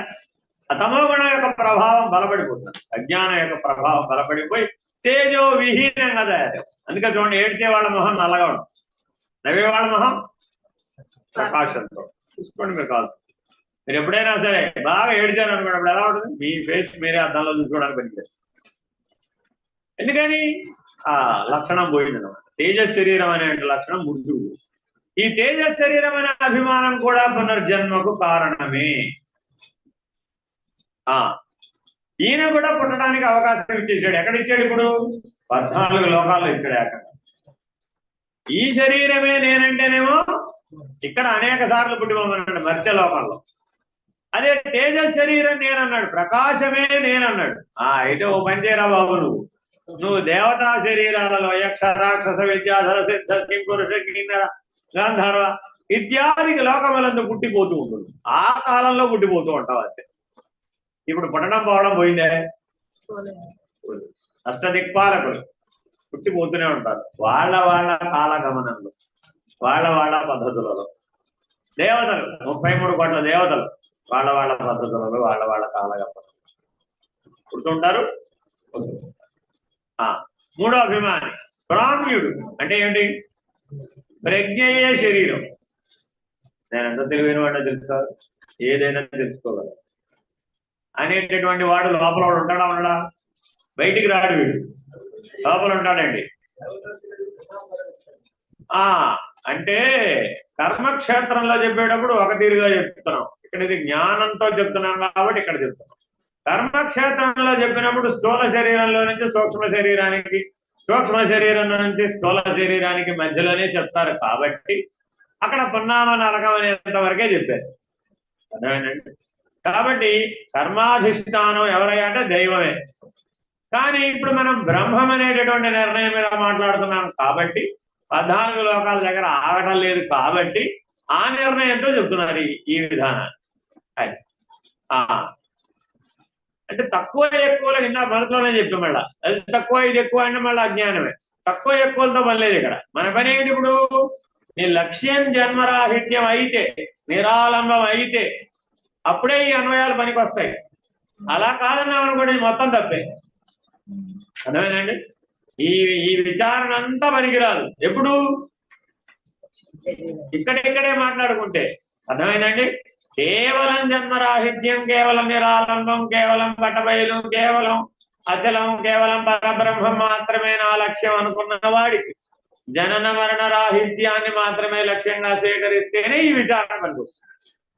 కాబట్టి ఇప్పుడు 3వ శరీరం ఏంటంటే అది ప్రాజ్ఞుడు నేను, ప్రజ్ఞాదేహం నేను. ప్రజ్ఞకి శరీరం ఉంటుంది అక్కడ? ప్రజ్ఞకి శరీరం ఉంటుందా? సమిష్టి అభిమాని. ప్రాజ్ఞుడు ఎవరు? సమిష్టి అభిమాని. మనందరి చుట్టూతా ఇక్కడ ఎంతమంది ఉన్నారో ఒక్కొక్కరికి ఒక 100 కుక్కలు ఇచ్చారనుకోండి, ఏం చేసుకుంటారు? సాయంత్రం వెళ్ళేటప్పుడు మీ అందరికీ పెట్టుకోవడానికి ఒక 100 కుక్కలు ఇస్తారట. 100 ఒకటి ఇవ్వమంటే ఎవరు 100 ఇస్తారు. ఏం చేసుకుంటారు? ఊహించండి ఒకసారి. ఒక్కొక్కరికి 100 కుక్కలు ఇచ్చారనుకోండి, ఏం చేస్తారు? అసలు ఆలోచనే వైపరీత్యంగా కనబడలే. ఒక్క కుక్కనిస్తే ఏమైనా ఆలోచిస్తుందేమో కానీ నీ బ్రెయిన్, నీలో ఉన్న ప్రజ్ఞ 100 కుక్కలను ఇస్తే ఏం చేస్తావు? సరే, మరి మీరు తక్కువ అనుకుంటున్నారు కాబట్టి 1000 మందిని ఇస్తారటండి. 1000 కుక్కలు ఇస్తారట. అప్పుడేమైంది? అమ్మో అనిపిస్తుందా లేదా? 1000 కుక్కల మీద తీసుకెళ్ళడం భావించగానే ఏమనిపించింది? మీ ప్రజ్ఞ మీద బరువు అనిపించింది. I cannot manage it. I cannot manage it. తెనా కాదా? ఈ జన్మలో మా ఆవిడ నాకు సరిగైన మ్యాచ్ కాదండి అని ఒక ఆయన అనుకున్నాడు. ఒక ఆవిడ కూడా అట్లాగే అనుకుంటుంది, మా ఆయన నాకు సరైన మ్యాచ్ కాదండి. పరమేశ్వరుడు ఏం చేశాడు? ఓహో, నీలో ప్రాజ్ఞుడనే అభిమానం బలంగా ఉంది. వచ్చే జన్మలో ఏం చేస్తానంటే దీనికి వైపరీత్యాన్ని ఇచ్చేస్తాను. అంటే అప్పుడు ఏమైంది? శతాధికమైనటువంటి గుణించి వచ్చేస్తుంది. ఏదైనా నాకు మ్యాచ్ కాలేదని అనుకున్నారనుకోండి, ఉత్తర జన్మలో ఏమవుతుందంటే శతాధికంగా వచ్చేస్తుంది. అది కొంతమంది చూడండి, పుట్టుతూనే 1000 కోట్ల పుడతాడండి. ఎలా పుట్టాడు? అంతకుముందు జన్మలో మ్యాచ్ అవ్వలేదన్నమాట. ఈశ్వరుడితో నిందించాడు ప్రజ్ఞతో. ఏంటయ్యా నా తెలివితేటలు ఏంటి, ఇక్కడే ఉండడం ఏమిటి, వాట్ ఈస్ దిస్ అని. వెంటనే ఏం చేశాడు? ఓహో అలాగా, సరే శతాధికమై ఫలించుగాక అన్నాడు. అంతే. ఏమైపోయింది అప్పుడు? వాడు అసలు ఏం చేసుకోవాలో వాడికి తెలియదు. ఎటు పెట్టాలో తెలియదు, ఎక్కడ పెట్టాలో తెలియదు, ఏం చేయాలో తెలియదు. శాంతం మునిగిపోతాడు. అదెవరు? ఇలాగా పరమేశ్వరుడి దగ్గర 2 వరాలు ఉంటాయి. లోపించిపోయేటప్పుడు అట్టయినా వరం ఇస్తాడు, లేదా శతాధికం అయ్యేటట్లయినా వరం ఇచ్చేస్తాడు. అది ఈ జన్మలో జరగదు, శరీరం మాత్రం. కాబట్టి నేను ప్రాజ్ఞుడనే అభిమానం పొందిన ప్రతివాడికి ఈ 2 లక్షణాలు ఏర్పడతాయి. ఉత్తర జన్మలో అది లోపించైనా పడతాడు, లేదా శతాధికమైనటువంటి వాడి ప్రాపకమైన లభిస్తుంది. వాడి ముందు వీడు చిన్నవాడేది. అదే లోపించింది అనుకోండి, ఏమైపోతాం? మతి భ్రంశం అవుతుంది. జాగ్రత్తగా గుర్తుపెట్టుకోవాలి. ఇవాళ ఎంతో మంది ఎంఆర్ పేషెంట్లు కనబడుతున్నారా లేదా? ఎలా వచ్చారండి వాళ్ళంతా? తల్లి గర్భంగానే అలా తయారయ్యారు. డాక్టర్ గారు చెప్పారు 43 జీన్ లింకేజెస్ ఉంటాయండి, అందులో 42దో 43దో కొట్టేసింది. ఏది కొట్టేసిందో చెప్పలేడు. 42 43 కొట్టేసింది, డౌన్ సిండ్రోమ్ ఏదో వచ్చింది, అది వచ్చి కాస్త కొట్టేసిందండి. అందుకని బుద్ధి వికాసం లేదండి బాబు. ఎక్కడి నుంచి వచ్చింది ఆ జన్మ? ఇంట్లో వాళ్ళే చెప్పారు. ఏం చేస్తాను నేను? ఎవరికి శాపం? ఇప్పుడు ఎవరికి? తల్లిదండ్రిగా వాడిగా? వాళ్ళ వలన వీరికి, వీళ్ళ వలన వాళ్ళకి. ఎక్కడి నుంచి వచ్చింది? ప్రాంగ్యుడనే అభిమానంలో వచ్చింది. మరి ఇప్పుడు ఆ పరిణామం అంతా పొందాలా వద్దా? ఇరుపక్షాల్లో పొందాలా వద్దా? లోపించిపోతే జీవితం ఎట్లా ఉంటుందండి? ఇదే అది వైపరీత్యం వచ్చేట్టుగా ఇచ్చేసాడు. అప్పుడేమైంది? అప్పుడు వాడు అక్కడ ఉండడు. వాడు నేల మీద ఉంటాడా? ఉన్నాడు. అర్థమవుతుంది. ఇలాగా అందుకని ప్రాంగుడు అనే అభిమానం 10వ అంతస్తు నుంచి నేల మీద పట్టాలి. పైకి వెళ్ళే కొద్దీ అంతస్తులు పెరిగినాయా తగ్గినాయా? పెరిగిపోతాయి కదా. కాబట్టి ప్రాంగుడు అనే అభిమానం, నేను విద్యావంతుడను, నేను ప్రాంగుడను, అన్నీ తెలిసిన వాడను. అహం బలపడిందా తగ్గిందా? అహం అభిమాన రూపంలోనే బలపడిపోతుంది. వాడికి ఎవరు చెప్పినా వినడు. చూసుకోండి మీరు కావాలి. ఎవరైనా నాకు తెలుసయ్యా, నువ్వు చెప్పమాడు. నాకు తెలుసాలండి, నేను చెప్పింది నేను. అది కూడా ఎలా చెప్తాడు? ఎలా చెప్తాడు? వాటిలో ప్రతి అణువణువున అహంకారం బలంగా కనబడుతుంది. కనబడుతుందా లేదా? ఉత్తర జన్మ ఏమైపోతుంది? అయితే ఇటు చివరా లేకపోతే అటు చివర. అర్థమేనండి? Very very important. అందుకని ఈ 3 అభిమానాలు కూడా పునర్జన్మ హేతువులు. మనం ఎప్పుడు కూడా ఎక్కడ ఆగిపోకూడదు? ఇప్పుడు శరీరం దేని దగ్గర ఆగకూడదు, ప్రకాశం దేని దగ్గర ఆగిపోకూడదు, ప్రజ్ఞ తెలివి నేనే తెలివి నాదే తెలివి, నేనే తెలివి నాదే తెలివి, అక్కడ కూడా ఆగిపోదు. మరి ఎక్కడికి వెళ్ళాలి? ప్రత్యేగాత్మ, అంతటా ఉన్న ఆత్మస్వరూపం నేను. అంతటా అంటే బ్రహ్మాండం అంతటా. గుర్తుపెట్టుకోవాలి. అంతటా అంటే బ్రహ్మాండం అంతటా వ్యాపించిన ఆత్మస్వరూపం నేను. వీడికి ప్రమాదం లేదు. ఎందుకని? చిన్న గ్లాసులో నీళ్లు ఒలిగిపోయినాయండి, పోయేసా పోయకూడదా? చెంబులో నీళ్లు ఒలిగిపోయినాయండి, పోయేసా పోయకూడదా? పోయేది. గంగాళంలో నీళ్లు ఒలిగిపోయినాయండి, పోయేసా పోయకూడదా? సముద్రంలో నీళ్లు ఒలిగిపోయినాయండి, పోయినావా? అరే అదేమిటి? మొదటి మూడిలో పోసావు కదా. స్థూల శరీరంలో మళ్ళా పుట్టిపోవడం అంటే ఏంటి? గ్లాసులో నీళ్లు. సూక్ష్మ శరీరంలో పుట్టిపోవడం అంటే ఏంటి? చెవులో నీళ్లు. కారణ శరీరంలో పుట్టిపోవడం అంటే ఏంటి? గంగాళంలో నీళ్లు. మహాకారణ శరీరం సముద్రం. ఇంకా పుట్టేది పోయి సముద్రంలో నీళ్ళు పోతే నువ్వు మళ్ళీ సముద్రంలో నీళ్ళు పోయగలవా? సముద్రంలో నీళ్ళు ఎండిపోయినాయి, మళ్ళీ పోయి చూద్దాం. సముద్రంలో నీళ్ళు ఎండిపోతే నువ్వు కూడా ఉండవు. అర్థమైందా? కాబట్టి ప్రత్యేగాత్మకు పునరుక్తి లేదు, పునరావృత్తి లేదు. ఎందువలన?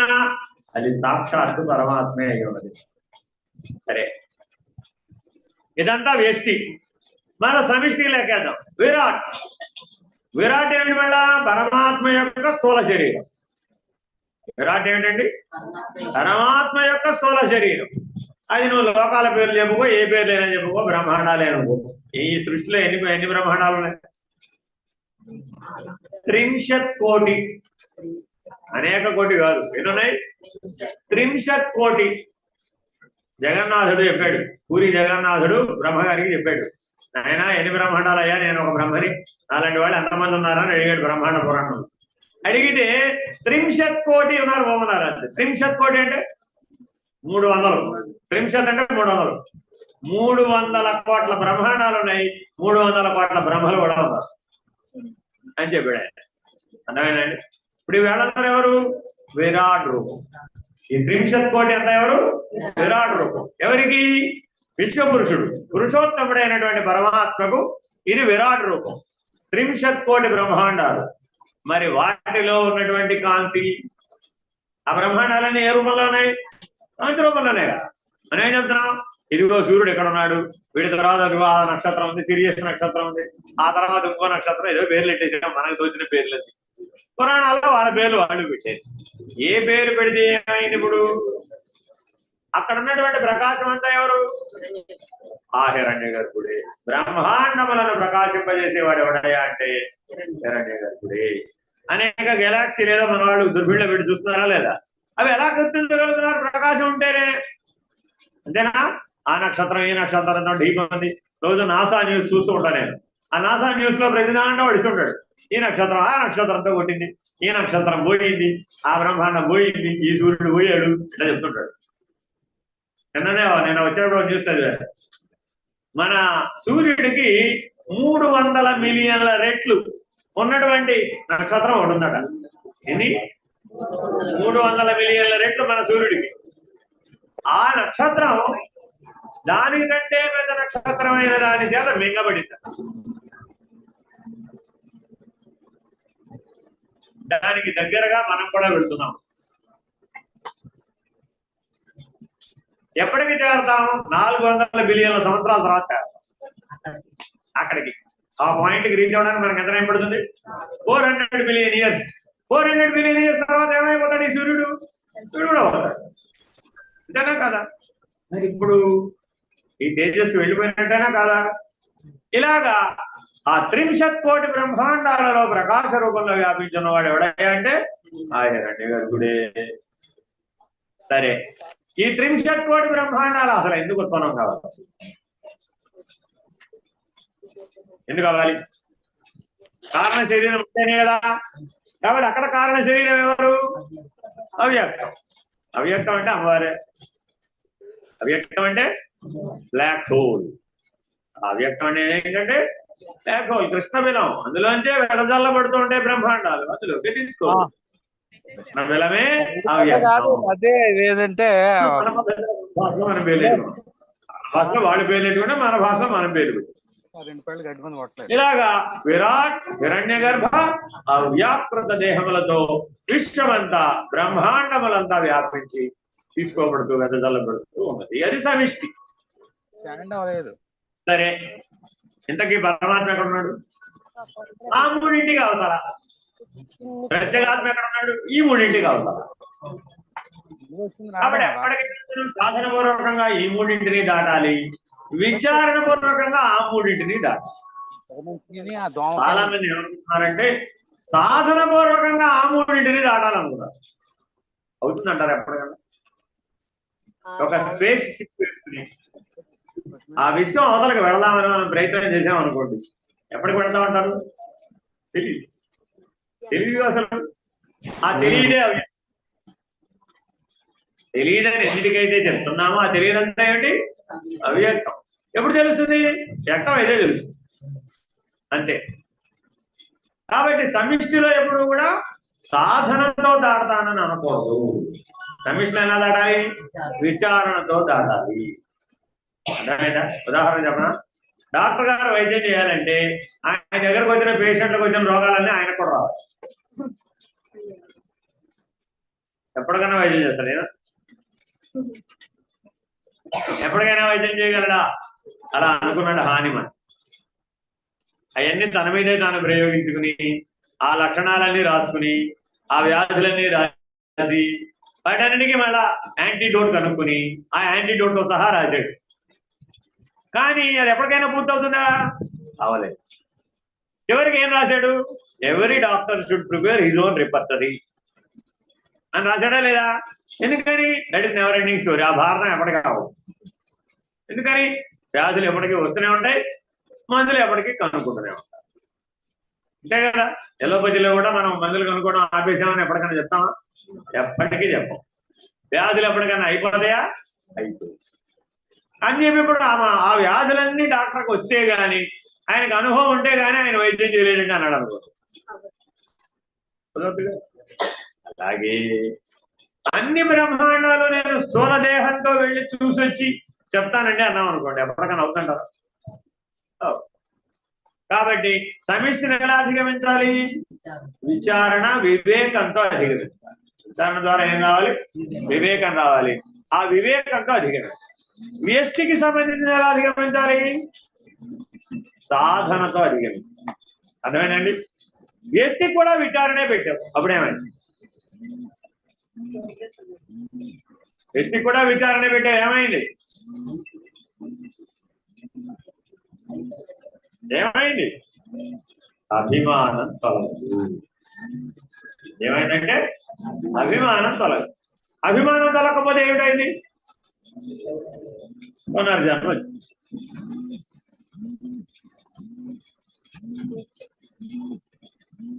జాగ్రత్తగా మనం ఈ మంత్రాన్ని, ఈశ్వరుడు అనగా ఎవరు, జీవుడు అనగా ఎవరు, 8 శరీరాలు ఎలా అవుతున్నాయి, వేస్ట్ అంటే ఏమిటి, సమిష్టి అంటే ఏమిటి, అభిమానం అంటే ఏమిటి, దాని వలన వచ్చే ఫలితం పునర్జన్మ అంటే ఏమిటి, ఇత్యాదులన్నీ ఈ మంత్రంలో మనం విచారణ పూర్తి చేశాం.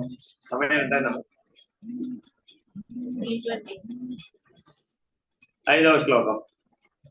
ప్రకృతి రీతిచ బ్రహ్మణ సకాశాన్నానా విచిత్ర జగన్నిర్మాణ సామర్థ్యక బుద్ధిరూప బ్రహ్మశక్తిరేవ ప్రకృతి పరమాత్మేతి చ దేహాదే పరతరత్వా బ్రహ్మైవ పరమాత్మా స బ్రహ్మ స విష్ణు స రుద్ర స ఇంద్ర స శమన స సూర్య స చంద్రస్తే సురాస్తే అసురాస్తే పిశాచాస్తే మనుష్యాస్తే స్త్రియస్తే పశ్వాదయస్తా స్థావరంతే బ్రహ్మణాదయ సర్వం ఖల్విదం బ్రహ్మ నేహ నానాస్తి కించన.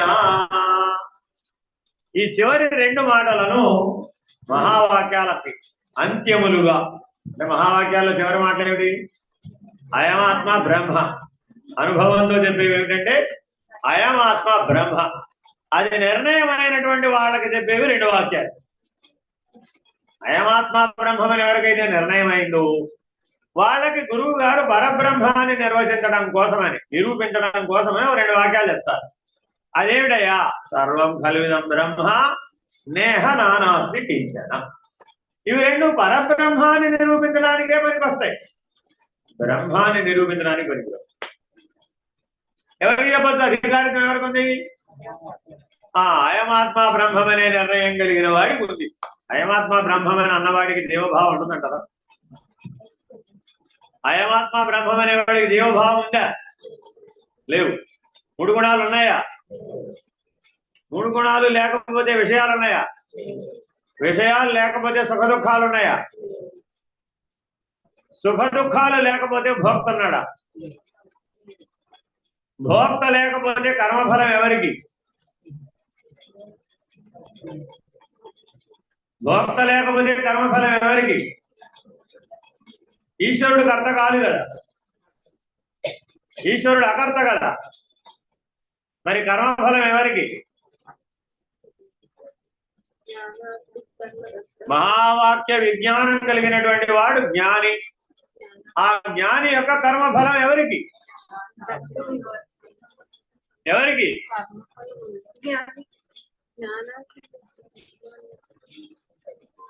త్రివిధ కర్మణ ఫల.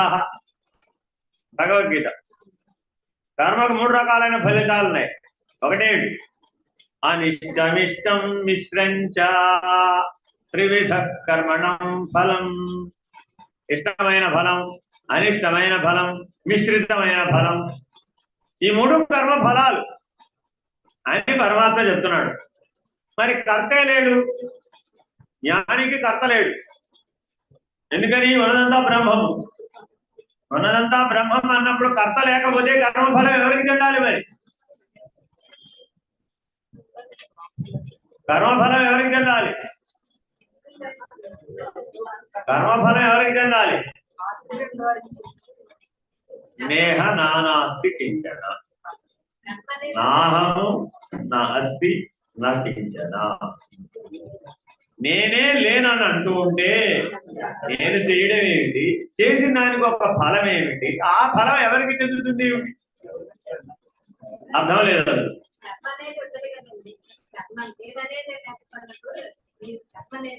కర్మ ఏ గుణఫలం? రజో రాగాత్మకం విద్ధి కృష్ణాసంగ సముద్భవం తన్నిభద్రాది కౌంతేయ కర్మ సంగేణ దేహినం. గుణత్రయ విభాగం ఏమిటో బాగా రావాలి. రజోగుణం వలననే కర్మ. అసలు జ్ఞానం ఎవ్వాలంటే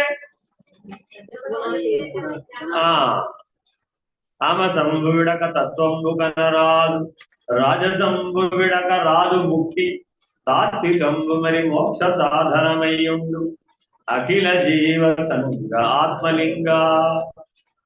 కాబట్టి ప్రయత్నించి తమో గుణాన్ని సాధనపూర్వకంగా విడిచిపెట్టాలి, విచారణపూర్వకంగా రజోగుణాన్ని విడిచిపెట్టాలి, ఈశ్వరానుగ్రహంతో సత్వగుణాన్ని విడిచిపెట్టాలి. నేను సాధన చేసి సత్వగుణాన్ని విడిచిపెడతాను ఎప్పటికప్పుడు. ఇప్పుడు అందరూ మన వాళ్ళందరూ ఇక్కడే ఆగిపోయారు. ప్రయత్నించి తమో గుణాన్ని పోగొట్టుకున్నారండి. 4 సంఖ్యల్లో సాధన చేయమంటున్నాం. ఎలా వల్ల నానా కష్టాలు పడి 4 సంఖ్యల్లో కుస్తీ బట్టి సాధన చేసే ప్రయత్నం చేస్తున్నారు. 4 సంఖ్యలలో సాధన చేస్తే తమో గుణం వదిలేస్తుంది. శ్వాసతో సమంగా జపం చేస్తే రజోగుణం వదిలేస్తుంది. ఎందుకని? ఆత్యంతిక శ్రద్ధ ఉండాలి, లేకపోతే శ్వాసతో సమంగా జపం చేయలేదు. ఎవరైతే శ్వాసతో సమంగా జపం చేసే సాధన చేస్తారో ఆత్మ విచారణ చేయకుండా అది నిలబడదు. ఆ రెండు చేసి సాధన చతుష్టయ సంపత్తిని సంపాదించి సత్వగుణంలో ప్రవేశించి మీరేం చేశారు? ఇప్పుడు రజోగుణాన్ని తమోగుణాన్ని పోగొట్టుకున్నారు. సత్వగుణాన్ని ఎలా పోగొట్టుకోవాలి? ఈశ్వరానుగ్రహంతో పోగొట్టుకోవాలి. ఈశ్వరానుగ్రహం ఎలా లభిస్తుంది? ఈశ్వరానుగ్రహం ఎలా లభిస్తుంది? ఈశ్వరానుగ్రహం ఎలా లభిస్తుంది? ఈశ్వరానుగ్రహం ఎలా లభిస్తుంది?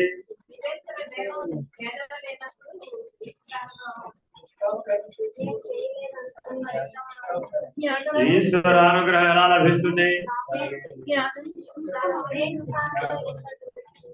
ఈశ్వరానుగ్రహం ఎలా లభిస్తుంది? గురు ద్వారా సాధన చేసినప్పుడు గురువు రూపంలో 130 ఆన్సర్లు చెప్పారు కానీ దేనికి పూర్తి మార్కులు రాదు. ఈశ్వరానుగ్రహం గురువు రూపంలో లభిస్తుంది. గురువు నిన్ను ఎలా సత్వగుణం నుంచి విడిపిస్తాడు? గురువు తప్ప సత్వగుణంలో నుంచి ఎవరు విడిపించలేరు. అందుకే గురువు తప్పనిసరి అని చెప్పేది. మీరు ఎన్ని సాధనలైనా చేయండి, ఎన్ని ఉపాసనలైనా చేయండి, ఎన్ని అధ్యయనాలైనా చేయండి, మీరు రజోగుణం తమోగుణాన్ని విడిపించుకుని సత్వగుణానికి రాగలుగుతారే కానీ సత్వగుణంలో నుంచి మాత్రం మీరు విడిపించుకోలేదు. తప్పక దాన్ని గురువే విడిపించాలి. ఎలా విడిపిస్తాడు? నీ హృదయంలో గురువు ప్రవేశించాలి. ఏనుగు గుడారంలో ప్రవేశించినట్లుగా ఒక సమయ సందర్భాలలో కాలం కలిసి వస్తే నీకు తగిన గురువు లభిస్తే 2 నియమాలు దాన్ని ఏముండాలి? కాలం కలిసి రావాలి, నీకు తగిన గురువు లభించాలి, ఆ సమయానికి అతను అక్కడ ఉండాలి, లేదా నీకు ఆ సమయానికి గురువు యొక్క స్మరణ ఉండాలి. ఏదో పద్ధతిలో ఆ సమయానికి అక్కడ అతనైనా ప్రత్యక్షంగా ఉండాలి, లేదా ప్రత్యక్షంగా గురు సాన్నిధ్యంలో ఉండగానే జరగవచ్చు, లేదా ఆయన యొక్క స్మరణలో నువ్వు ఉండవచ్చు ఆ సమయానికి. అంటే కాలంలో ఉంటుందన్నమాట, అది కర్మలో ఉండదు. ఎందుకని? కర్మ రజోగుణ సముద్భవం, సత్వగుణ సముద్భవం. సత్వం ఎప్పుడు జ్ఞానానికే. కానీ ఆ జ్ఞానం నీకు పనిచేసి గుణాతీత స్థితిని నువ్వు పొందాలి అంటే తప్పక నీ హృదయంలో ఎవరు ప్రవేశించాలి? గురువు ప్రవేశించాలి. అప్పుడు మాత్రమే నువ్వు సత్వగుణాన్ని వదలగలుగుతావు, గుణాతీతంలో ప్రవేశించగలుగుతావు. అందుకు నీకు కావలసినటువంటి అధికారిత్వం సర్వస్య శరణాగతి. అంటే గాఢ నిద్రలో కూడా నువ్వు గురువుని వెంబడించాలి. సర్వస్య శరణాగతి అంటే అర్థం ఏంటండి? ఆ మెలకువలో ఆయన ఫోటో నా ముందే పెట్టుకున్నానండి, ఫోన్లో ఆయన ఫోటోనే పెట్టుకున్నానండి, లేచినప్పుడల్లా ఆయనే చూస్తానండి, ఫోన్ తీసినప్పుడల్లా ఆయనే చూస్తాను. సర్వశరణాగతి అంటే అర్థం ఏంటి? గాఢ నిద్రలో కూడా నువ్వు గురువును వెంబడించాలి. అలా నువ్వు వెంబడించేటటువంటి స్థితి నీకున్ననాడు ఆ అనుభవ జ్ఞానం, నిన్ను విడిపించే అనుభవ జ్ఞానం ఉన్నటువంటి గురువుకి నీ స్మరణ తెలుస్తుంది. నువ్వు వెంబడిస్తున్నావనే స్మరణ తెలుస్తుంది. అందరికీ తెలుస్తుందా అంటే అది నాకు తెలియదు. ఎవరికి తెలుస్తుంది అని మాత్రమే చెప్పారు శాస్త్రంలో. అనుభవం తెలుసు.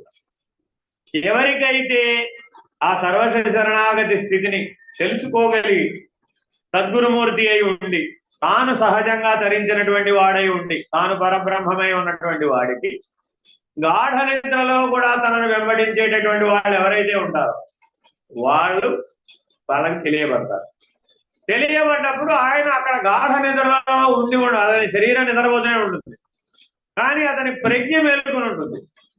అతని ప్రజ్ఞ ఈ శిష్యుడు గాఢ నిద్రలో ఉండగా ప్రవేశిస్తుంది. అంటే దాని బలం ఎంతో మీరు తెలుసుకోవచ్చు. ప్రజ్ఞ, గురు సత్తా ప్రజ్ఞ నీలో ప్రవేశిస్తుంది, నీ హృదయంలో. అది ఏనుగు గుడారంలో ప్రవేశించడం అంటే. నిద్రపోతూనే ఉంటారు, కానీ ఈశ్వరానుగ్రహం చేత గురువులో ఉన్నటువంటి ప్రజ్ఞ శిష్యుడిలో ప్రవేశిస్తుంది. ఎందుకని ఈశ్వరానుగ్రహం అని పేరు పెట్టారు.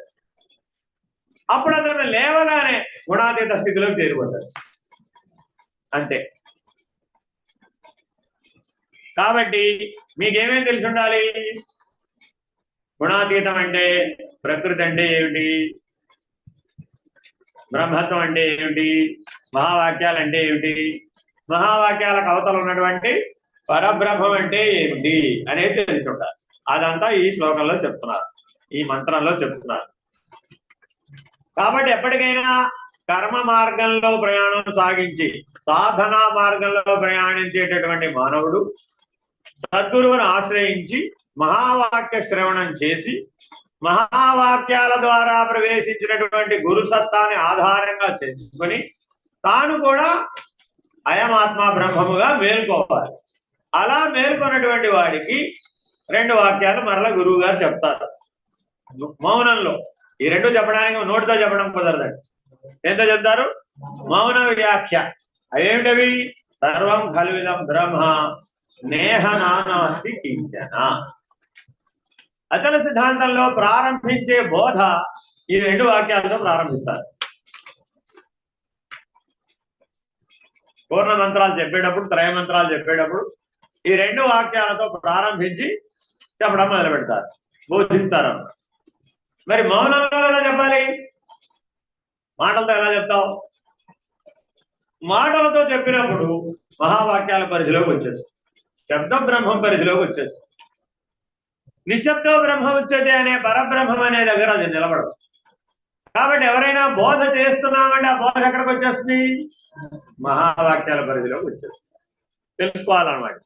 కాబట్టి ఇది ఎప్పటికీ కూడా గురువు శిష్యుడు అద్వైత సిద్ధి ఏకమైపోవాలండి. గురు శిష్య ఐక్యతా సిద్ధి ద్వారా బోధించబడే వాక్యాలు సర్వం కల్విదం బ్రహ్మ నేహ నానాస్తి. ప్రకృతి అనగా బ్రహ్మము నుండి నానా విచిత్ర జగన్నిర్మాణ సమర్థమగు బుద్ధి రూప బ్రహ్మశక్తి.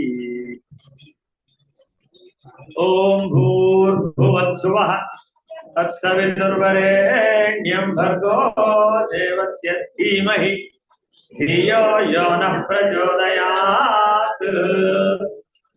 చదివేశారా? అయిపోయిందా? ఏమిటి అర్థమైంది? ధీశక్తి, ధీమహి, ధియో యో నః. ధియో యో నః అంటే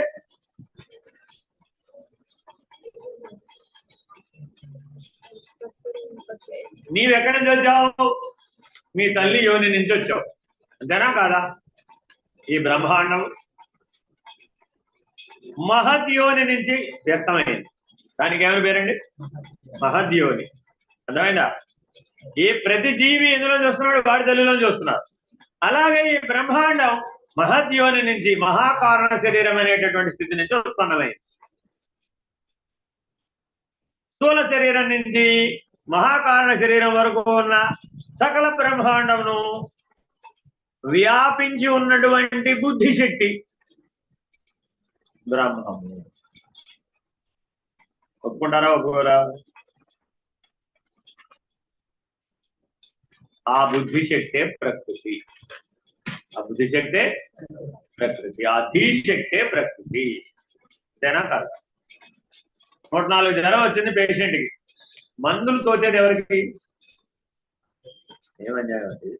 అనుభవం ఉన్నవాడు కదా తోచాల్సింది. అంతేనా? మరి వీడికి లేదు, ధీశక్తి లేదు వీడికి. డాక్టర్కి ఏముంది? అంతేనా కాదు? వీడికి ఆవేశం వచ్చింది, ఎదుటివాడిని పొడి చేసాడు, నేరం చేసేసాడు. ఎవరి దగ్గర వెళ్ళాడు? ఏ నేరము చేయనటువంటి లాయర్ దగ్గరికి వెళ్ళాడు. అవునా కాదా? ఏమండి నాకు ఏదైనా బయటపడే మార్గం చెప్పండి అని అడిగాడు. స్ఫురించేది ఎవరికి ఇప్పుడు? అంతేనా కాదా? ఆయనకేదో స్ఫురించింది. ఆ స్ఫురించింది న్యాయమా కాదా చెప్పేది ఎవరు? ఇదేంటండి వీళ్ళలో ఎవరు నేరం చేయలేదు మరి? నేరం చేస్తే వాడు కూడా మౌనాలు నిలబడతారు. ఆయన ఎవరైనా సరే మౌనాలు నిలబడవలసిందేనా కాదా? అలాగే మనం ఎవరమైనా సరే మనలో ఉన్నటువంటి ధీశక్తే ప్రకృతి. అందుకని పరమాత్మ కూడా చెప్పాడు, నాయన నీ బుద్ధిని 3 గుణాలు ఆవరించి ఉన్నాయి. దైవీ ఏషా గుణమయీ మమ మాయా దురత్యయ మామేవయే ప్రపద్యంతే మాయామేయ అంతరంతితే. అమేయమైనటువంటి 3 గుణాలు ధరించడానికి వీలు కాదు నీ తెలివితో. మరి ఎవరు తెలివితో ధరించవచ్చు? నా తెలివితో అయితే ధరించవు. కాబట్టి కాసేపు ఏం చేయాలి? నీ తెలివి పక్కకు పెట్టవాలి. మనం జీవితం అంతా చేస్తున్న తప్పేమిటి? అంతా నా తెలివే. నా తెలివి అనగానే 3 గుణాలు చూస్తుంది. నా తెలివి ఏమి లేదు, నీ తెలివే. శరణాగతులు అయ్యాడు, అక్కడ భక్తి పెరుగుతుంది. అర్థమైందండి? అందుకని శరణాగతుడవై నేను స్థానంలో ఈశ్వరుని కనుక పెట్టినట్లయితే నువ్వు 3 గుణాలని కనీసం తమో గుణం రజోగుణానైనా దాటడానికి శక్తిమంతుడు అవుతావు. ఎందుకని ఈ బ్రహ్మాండమంతా వ్యాపించినటువంటి ధీశక్తి బుద్ధిశక్తే ప్రకృతి. అష్ట ప్రకృతులలో బుద్ధి ఉందా లేదా? పంచభూతాలు, మనసు, బుద్ధి, అహంకారం. ఎష్టిగా చెప్తే. సమిష్టిగా చెప్తే పంచ తన్మాత్రలు, సూర్యుడు, చంద్రుడు, అగ్ని. అర్థమైందండి? కాబట్టి ఇప్పుడు ఎవరిని పట్టుకోవాలడా? ఆ సూర్యశక్తి. ధీశక్తి ఎవరు? బుద్ధికి అధిష్టానం సూర్యుడు. అందుకని సాక్షిగా పెట్టుకోవాలి. జీవించాలంటే మనం ఎవరిని పట్టుకోవాలి? సూర్యుడు. మాఘమాసంలో ఎవరిని ఉపాసించాలి? అయ్యో మళ్ళీ అడి తిరిగి మాఘమాసంలో కూడా సూర్యోపాసన. మానవులందరూ తప్పక సూర్యోపాసన చేయాలి. ఎందుకు? నీ ధీశక్తి తప్పుకోవాలి. ఎవరు ధీశక్తి రావాలి ఇక్కడ? పరమాత్మ. అందుకని మయ్యేవ మమ ఆధస్త్వ అనే సూత్రం కూడా అదే. ఈ ప్లేస్ లో నన్ను పెట్టుకోవయ్యా బాబు. మై బుద్ధి మై నివేశయ. నా తెలివి. అదిగో నీకెవరికి శ్లోకాలు స్ఫురించడాలా?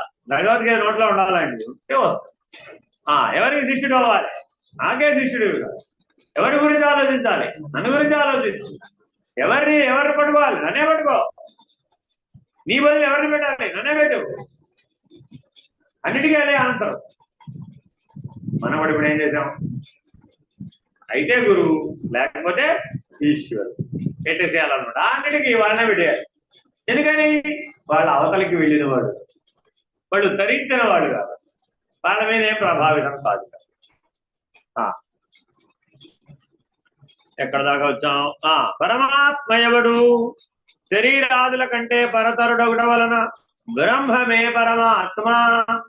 శరీరాదుల కంటే పరం అంటే ఎన్ని శరీరాలు లెక్కేయాలి? 8. శరీరం అంటే ఎప్పుడైనా గుర్తుపెట్టుకోండి, 8 శరీరాలు లెక్క. 8 శరీరాలు అవతల ఉన్నవాడెవడు? పరమాత్మ. అంటే అపంచీకృత బ్రహ్మాండం. కూటస్థుడుగా లేడు. కూటస్థుడికి అవతల ఎవరున్నారు? బ్రహ్మణారు. అవ్యక్త అవ్యక్తాన్ మహత్ అని 1, 2, 3 వేసున్నాయి కదా అపంచీకృతంలో. అందులో ఉన్న బ్రహ్మం ఎవరయ్యా అంటే పరమాత్మ. బ్రహ్మ ఎవడు? ఎవరు బ్రాహ్మణాదులు? ఆ బ్రహ్మమే చతుర్ముఖుడవు బ్రహ్మ. ఆ అపంచీకృత బ్రహ్మమే బ్రహ్మాండ పరిధిలోకి వచ్చేసింది, కూటస్థుడు అయిపోయాడు. ఆ కూటస్థుడే చతుర్ముఖ బ్రహ్మ, అతడే విష్ణువు, అతడే రుద్రుడు. ఆ కూటస్థంలో నుంచే ఏమైనా పంచీకరణకు సంబంధించిన విభాగాలన్నీ వచ్చేసి అతడే ఇంద్రుడు, అతడే యముడు, అతడే సూర్యుడు, అతడే చంద్రుడు. ఆ ఇంద్రియాధిష్టాన దేవతలన్నింటినీ ఆ కూటస్థుడే సృజించాడు. వారే అసురులు, వారే పిశాచులు. ఏమన్యాయం అంటే బాబు, దేవతలు సృష్టించదు కానీ రాక్షసుల్ని పిశాచాలను సృష్టించలేడు ఆయన. అక్కడ ఎక్కడనుందా? వారే మనుషులు. అంటే తమోగుణ సముద్భవమైన వాడెవరు? రాక్షసులు, పిశాచులు. సత్వగుణ సముద్భవమైన వారు దేవుడు. రజోగుణ సముద్భవం మన బ్యాచ్ అంతే.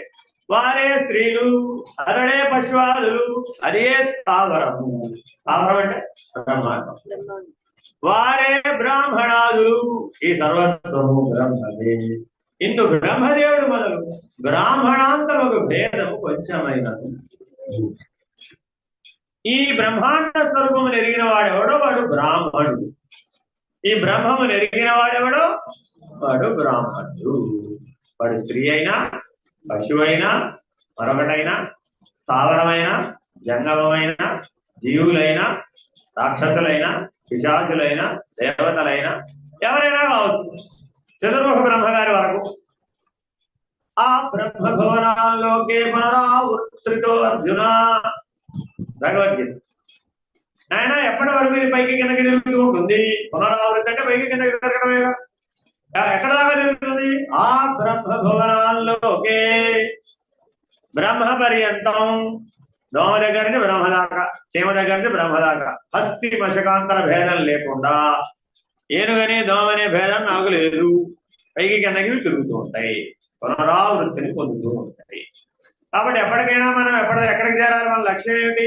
పరబ్రహ్మము, జన్మరాహిత్యం.